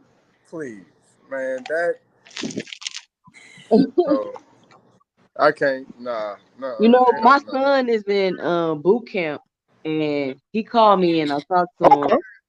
and I said, you heard about the Crawford fight? He was like, yeah, but one of the officers said that Crawford won, but I don't believe him. I said, man, you wouldn't believe. I said, Earl Spence got his ass whooped. He said, what? No way. I said, you wouldn't even believe it. He was like, I cannot believe it. He's like, I cannot believe Tell them to stay out them co-ed dorms and stuff. You know what I'm saying? it. They be checking at night. Bro, I don't understand why Bradley act like he's I respect he's a Hall of Famer, respect to the career he had, but he be acting like he's financially invested in Bud's career, man. Like it seemed EJ losing it would make just seem like it made him so happy, bro. Like dude, like why Because you they some celebrate? Because haters. Earl made him retire. He ducked Earl and retired because Earl was his mandatory. It seemed like the boxing world was kind of like cons- got something against EJ, like a whole lot of people for whatever reason. And I'm like, what is it? Is it because he's with the PBC? I mean, is it because he I winning? think Like, what is it? I think so. I think it's the PBC. I think the way It's they because came to Floyd. power. It's because he's making all that money, and Floyd endorsed him when he first came out, and he with the PBC and Al Haymon. So that garners all that hate. especially because Floyd named that man the truth early.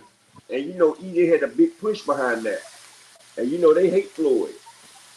And so, you know, they was waiting on EJ to lose. You feel me? EJ, I mean, EJ not the first person Floyd said something about.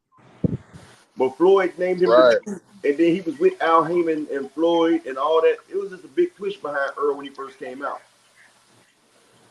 And so, you know, they Yeah. happy to see him fall. Because they say he's the PBC's wonder kid. And they hate PBC.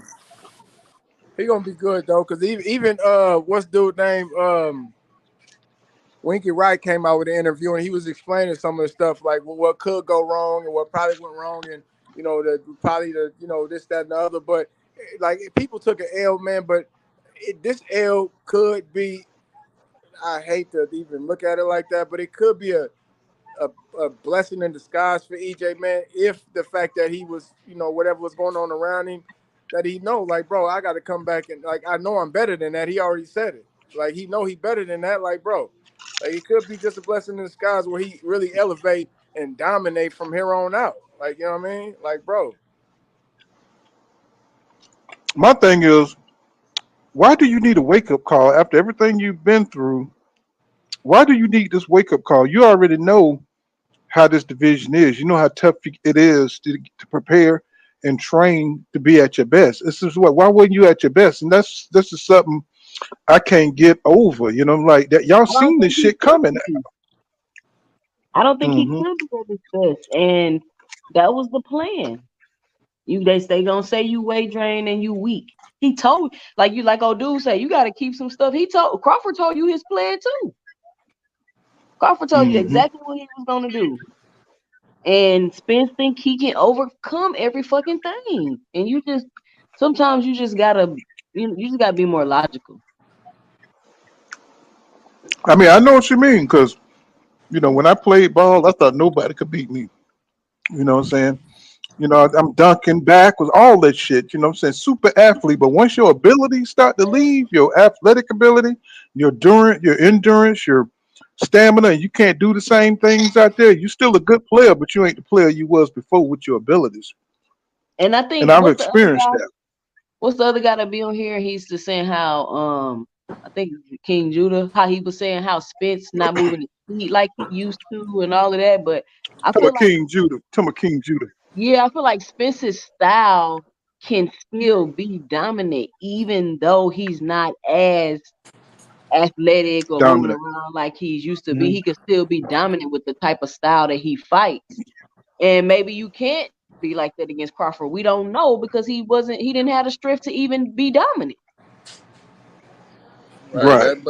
That Ugas fight, man. If you go back and you look at the Ugas fight, they was even saying, right? I seen right, EJ threw a left hand. He overshot a left hand and he pulled Ugas in with the same punch he threw.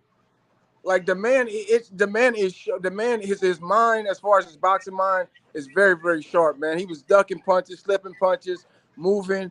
Even when Ugas tried to take his head off with that right hand, he bounced back from that. Like the dude, his boxing mind is very very great. Like it was just something. It was something that we can't really explain, man. But it was something just unexplainable, man. Because the dude, like I didn't, man. That was just crazy, man. That was crazy, man. Like, I, bro, I still can't. I agree. I mean, I agree, man. He just didn't look like himself.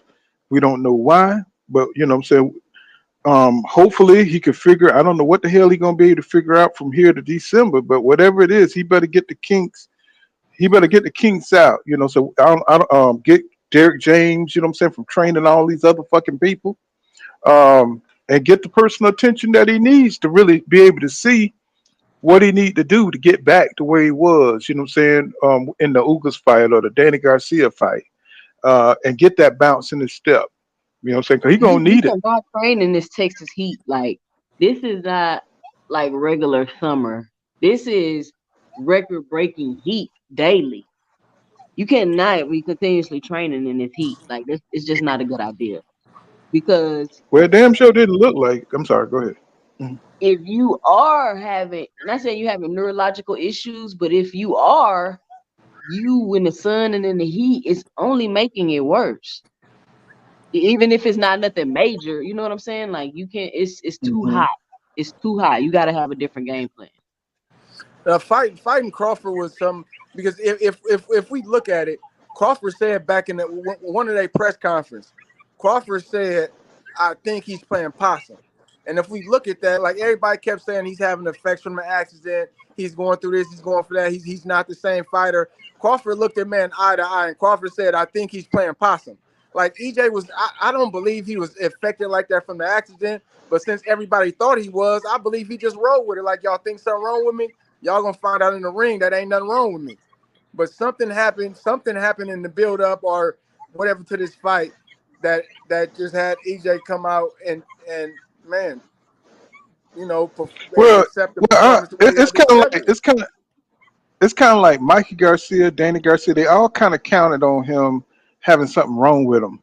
You know what I'm saying, from the car crash. It's like ever since he had the car crash, everybody kind of thought that Errol Spence Jr. wasn't going to be the same.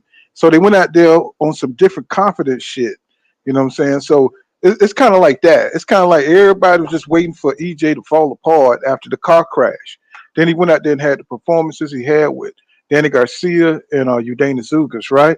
So now, everybody's speculating again whether the car crash had something, what I'm saying, to do with his performance. You know what I'm saying? It's just like it's just so much shit out there, what I'm saying, that could have happened in this fight. And I'm not saying that that's what it was. I'm just saying that people kept bringing that up.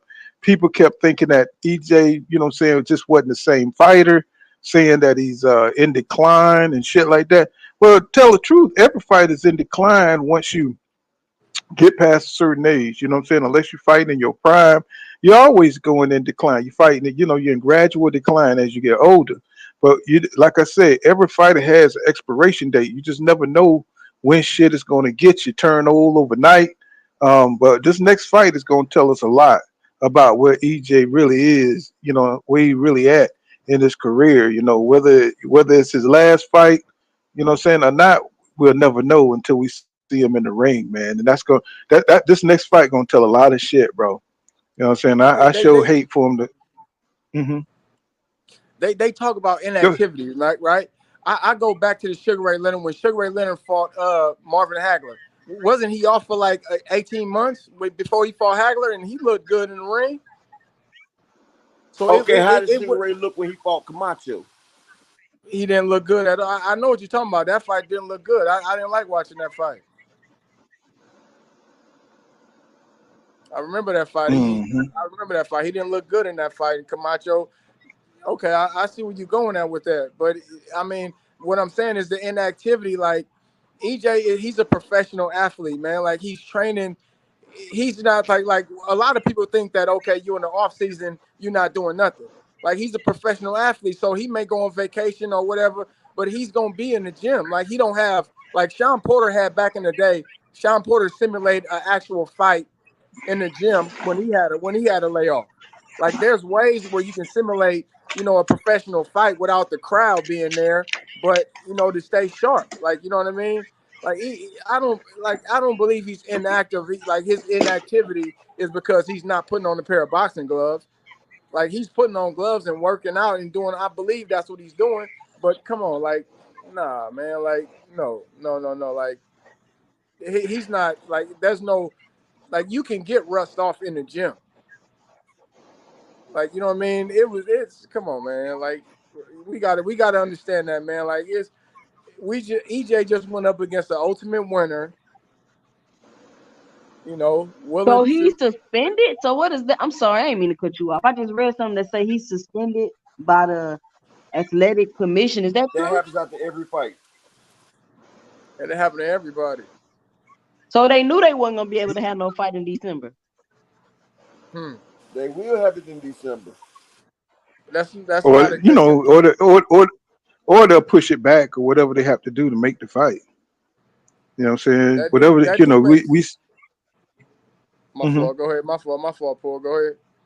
No, I was just saying, like, it don't matter if it's, if they suspend it for 3 months, they're gonna push the fight. They'll make a fight date for the fight. You see what I'm saying? I mean, we've seen how many times the actual fight that happened, how many times that shit got pushed back. You know what I'm saying? Walking away from negotiation, they'll make the fight. You know, saying even if he's suspended for whatever, how many ever days, they'll make the date. For that fight because I mean 650K, that's not bad. I thought it would do way more than that, but 60K I to know. I thought it would do more. yeah, I thought it would do like at least 1 point something, maybe even 2 million. I thought it would do even At least more. 800. I told everybody to do about 750,000. I told everybody because they share the same. They basically share the same Market. food, market. And Crawford fans really don't buy shit, so that's why I said they'll probably do 750,000, and they did. 650. That's still great. Nah, They brought in Yeah, but they brought in $56 million for pay per view. 56 million. That's nothing to sneeze at. Plus the $21 million gate. That's $77 million. Like an $80 million fight. Yeah, they each walked away with 35 apiece, and the rest of them got 10. So hey, you can't sneeze at that. And they say two black fighters can't sell. That was some selling. so what y'all think Al Haymon, what y'all think is on his mind with this fight? Just looking at it from his He probably, like perspective. I told him, not to fool with this dude. I feel like Al everybody Haymon has Bud signed to him, so he ain't really tripping. Bud signed to the PBC. That's for one more fight, though. That's just for one more fight, right? Look, Al Haymon got this money right here. Bud ain't going nowhere else. Come on now. Al Haymon done had Beyonce, Mary J. Blige, Michael Jackson. Bud know he in good hands. This man just gave that man a $35 million check. Yeah. It seems like he's been avoiding Al Haymon his whole career. That could be because I mean but we got to understand if they talking about different sides of the street and you got PBC and then you got Showtime. I mean you got PBC and you got ESPN. It's possible that a lot of stuff that he's heard that's not true. Now if you get a $35 million payday, then you like, this is where the money at. Yeah, Bob Arum, he was a Bob Arum. So Bob Arum, he hates Al Haymon. So he kept that shit in his head. Well, now he know where the money is. 35 million, bro. Shit. I thought they was gonna do like 150 to 200 200 million. That's more money than Bud's made in his whole career combined. I thought Bud got 10 million for the American fight. No, his biggest fight was Sean Porter, 7 million. Oh, 7 million. Well, Sean Porter was his biggest fight, 7 million. 7 million, man. That's crazy. I just, well, I guess for Al Haymon it's all business, you know what I'm saying? I'm pretty sure he got a soft spot for EJ, but you know what I'm saying, moving forward, now he got Bud Crawford, he got say what now? No, I'm talking background. Let me mute myself. Mm-hmm. So, I mean, he's going to move forward where the business is, you know what I'm saying? Maybe they got one more fight, maybe they got two. It just depends on what EJ shows up in this second fight. It's just so much shit is in the air right now. You know what I'm saying, for these divisions, I think it's safe to say that Jerome Busin is probably going to, sew up 147. Man, I just want to fast forward and see what's going to happen after this fight because, man, I just disappointed with this performance by Errol Spence Jr. I'm just really, I just had to watch this shit again.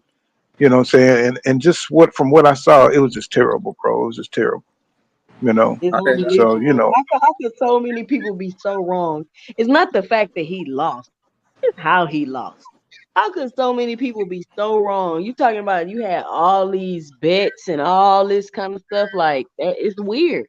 It's like we were completely wrong. I'm talking about we wasn't even 15% right. Like he was Crawford's easiest fight at 147, and that's not possible with all the bums that Crawford fought. Like, hell no, bro. It's not. And see, but they want us to believe that that's what it is. You know what I'm saying? Like, bro, get the fuck out of here. We ain't stupid, man. Come on now. We've been watching boxing. We've been watching boxing too long to know that ain't the case. You know what I'm saying? Everything that everybody was saying, man, about Errol got the shorter shots. Errol gonna get on the inside, like Errol, Crawford was doing every single thing. It's like Crawford really be listening to these videos, man, because it's like he was doing everything that we expected for Earl to do, but he was doing it. Exactly. And Derek should put that time in Exactly. a lot sooner though. Like shit, pack that He shit up got. and They take it away. said that Spence told him in the corner, "Don't throw the towel I in." don't give a damn, nigga. You out here embarrassing yourself and you taking extra damage. But think about that. It took. I mean, they went 9. He was able to go 9 rounds like that with Crawford. He went 9 rounds like that. I mean, I know they say Crawford let off the gas or whatever, but still, if he's okay mentally, like it's gonna be a much tougher fight at 154 because he Well, should have all Crawford his got to stuff. adjust to 154. You see how he had to adjust to 147, like I said. You know, it took him a few fights to get adjusted to the weight at 147. Earl will be a lot more used to it because, you know, he spars and shit at that weight. And, you know, he's a much bigger guy anyway. His bone density, everything's a lot bigger. And he's been screaming to move up. Just like Crawford done came up from 135, 140. That's like Earl being at 160 right now is the equivalent of what Crawford is at 147. I'm interested to see what Crawford do next. Like if he's fight Spence, cool, but then who is he gonna fight after that? You cannot go back to getting away with who was getting with it at 147. And all this, Crawford great, he gonna this and that. The truth is, the elephant in the ring is He's Crawford 35. still hasn't fought a top level fighter at a top level. He still hasn't done that. Like, I still don't think that Crawford right there, I don't think he'll beat Jermell Charlo, honestly. Because Jermell Charlo is a boxer, puncher, and all that. He got lateral movement, and Jermell Charlo has power in both hands. But fighting Charlo is a great fight, but Charlo's a counter puncher too. Charlo So also can lead the action, and he set traps. Look at the Castano fight. well, I mean, we got to see what I think Charlo. I believe I'm a bet on Charlo on this next fight, but I believe Charlo can win this fight, man. But that weight jump is, you know, that's a lot of. I don't think Charlo that's a lot of weight. I don't think Charlo gonna make it back down to 154 after this fight.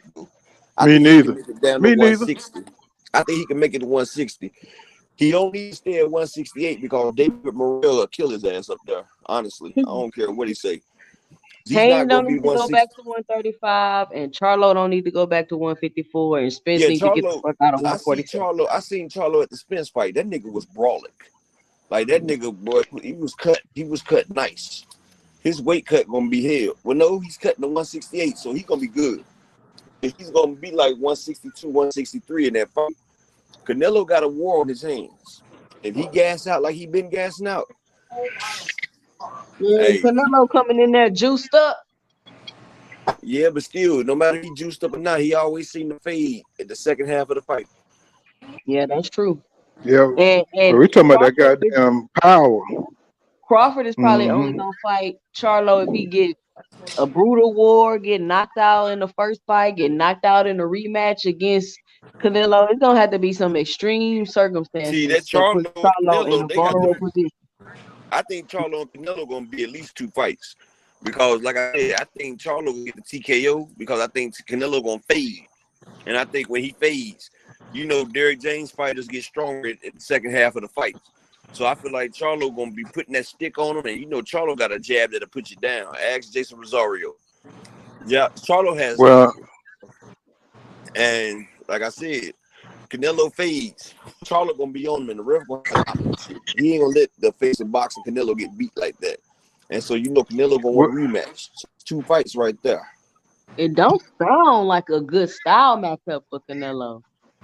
It ain't. That's why he well, we avoided know. it. Last time he fought a black fighter was Austin Trout. No, it was Danny Jacobs. I'm talking about a slick Well, fighter. Danny Jacobs was already washed. He had already been knocked by Pavlenko. look here, y'all think that Canelo is gonna go out there if he get his ass beat? You know what I'm saying? Just like he did Bivol, right? Bivol beat his ass. He didn't go back to Bivol. You know what I'm saying? When he almost got beat by Laura, when he almost got beat by Trout, he didn't go back to them fights. It don't. I mean, I just don't see him going back for it for that fade, bro. If For his if belts. Jermell go For out his there, belts. I don't know, man. I don't know. Canelo, he ain't one to take an ass whooping twice. He ain't You gonna know have what a I'm choice. saying? It's in the contract. You know he got a rematch clause though, Pool. It's in the Mhm. contract. Yeah, I It's know. not I'm So just talking about how he moves, though. You know what I'm saying? It's like, and Earl's still gonna be this tied up with this Crawford, so he can't take the Earl fight because Earl's still with Crawford. yeah, I have to see that shit because I you know guess he gonna say Canelo. fuck them. I guess he gonna say fuck them Yeah, belts and give me Jamal. Give me exactly. Jamal then. I Yeah, can't do or fuck them belts and fight. What's his name again? Jamal Charlo. What's Yeah, somebody he think he could beat or something. You know what I'm Yeah, saying? because Because Al we Haymon know gonna fight. Canelo will abandon everything, bro, and Al just haul Haymon, ass Al somewhere Haymon else. got that big old contract. He got the names he got to fight. He got Charlo, Spence. So I don't want to Now see that, Spence fight that Canelo. That's not even a fight I ever even wanted to see. Is there a demand for that? for what? talking about for Jermell and Errol. Spence and Canelo. That was one of the biggest fights ever, bro. Everybody was talking about that fight right there before this Bud fight. They said that shit will sell out Dallas and probably do 2 million pay-per-view buys. They've been setting up that Earl and Canelo fight for about 5 years now. He Maybe should have took maybe that once fight upon a instead of fooling time. with Bud, then. You say what? He should have took that fight instead of fooling with Bud. He made a promise to us, remember? That's what he said. He made a promise to fight him at 147. But if And now Bud that didn't now agree to don't this do contract, but anything if though. Bud didn't agree to this contract this time around, he was going to go ahead and go up and fight Canelo. But Bud agreed to everything after he got No, everything he Spence asked for. agreed to everything. Man, I just think some of this shit depends on how Canelo look, how he lose, or that motherfucker just may retire on our ass and shit.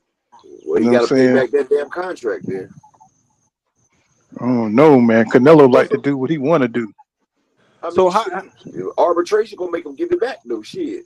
But I'm gonna tell you like this: he gonna make his biggest bag off this Charlo fight, because you know, him and Caleb Plant did 800,000. Him and Triple G Hmm. did 1.2 million. But you know, he That was was a with his long own time shit. ago. Yeah, but you know, he was on that platform, so he already got paid, so he didn't get that back end. See, he got a chance to get Hmm. this PBC back end like Floyd. So you know him and Jermell, you know they're gonna do over $1 million. You know the Canelo fans are gonna come out. They pay for Canelo's fights. Now this is Canelo getting back end money now. Now they do over $1 million Hmm. pay-per-view buys, and you know that the gate gonna be high. You know Canelo, they can have over $100 million fight, and Canelo can walk away with about 60 fucking million off this fight, plus the 30 million he signed for. You feel me? Canelo gonna keep getting that damn bag. I don't give a damn what you say. Shit. Plus 350 is crazy though for the odds. Yeah, it's gonna tighten up. Yeah. That's That's that's only that gotta be because Charlo jumping up in weight, but Yeah, they two they weight. are they already trying to mess with Charlo head though. Like why is they talking about stripping him for the WBO belt, making him not undisputed? So that makes this fight not undisputed versus undisputed. No, Like it they is already gonna be undisputed versus undisputed. They it waiting don't to matter if he got after. the belts or not, he's still They undefeated. waiting. No, look, they're waiting to after he gets announced as undisputed before they strip him. They're gonna let him get undisputed versus Canelo. They're gonna let him have that. But Tim Tszyu been petitioning. Tim Tszyu was trying to get them to strip him for all his damn belts. But nigga, you only the WBO mandatory. So Well, Tim my Tszyu got thing, to get them. they elevating him up to a WBO champion. You know what I'm saying? It's like without him having to fight for that shit. You know what I'm saying? Why they don't make that shit vacant? You know what I'm Yeah, saying? Why they don't make that shit vacant? Because I don't know. You know that Why don't make the shit vacant and you have know what this complexion motherfucker he got, fight? bro. You know what complexion he got. He got the complexion for the connection for the protection. I thought that's what the interim Mm. champion was. The interim champion is automatically elevated if the other champion relinquishes the belts or is stripped. Must be where what it are these is. rules written down at? It seems like they just do whatever. It's no concrete. It's whatever's convenient is the rule. I thought even the interim champion had to fight for a vacant Sometimes they spot. elevate. Sometimes they elevate like they did Jamal Charlo and Devin, and sometimes they make you fight. Like Canelo had to do with Avenue Belgium. You know, sometimes it depends on the sanctioning body. Well, Man, Advil was a fucking sparring partner, so that was just theater. Yeah, he won That two was just belts in that fight. that was just theater for the people. You know what I'm saying? To give him excuse to give him those belts. You know Yeah, what to I'm give him saying? two So, fucking belts. that's crazy, man. what's wrong with Johnny Allison, Hey, man? Pool, That boy crazy as hell. When your boy gonna stop ducking my man, dog? Who that? When David gonna stop ducking my boy David? Shit, David trying to get that Canelo money. He trying to get the lottery like everybody else. And they keep, I mean, he's been after Canelo for so damn long, like everybody else, you know what I'm saying? And Not as he's long as gonna have Charlo to been face there. him. Charlo's been He's after that gonna, motherfucker since forever. That he don't that want to fight take an L. that's gonna be a war. He don't want to. He don't want to take an L before he get that Canelo money, because then Canelo can definitely, say he ain't Yeah. worth it. You know what I'm saying? So, he want to keep his win Uh, so he can get that big money fight. He fight David. That's a big risk. You know what I'm He was saying? To supposed to losing his fight David status. and Boo Boo. He ain't calling for neither one of their asses now.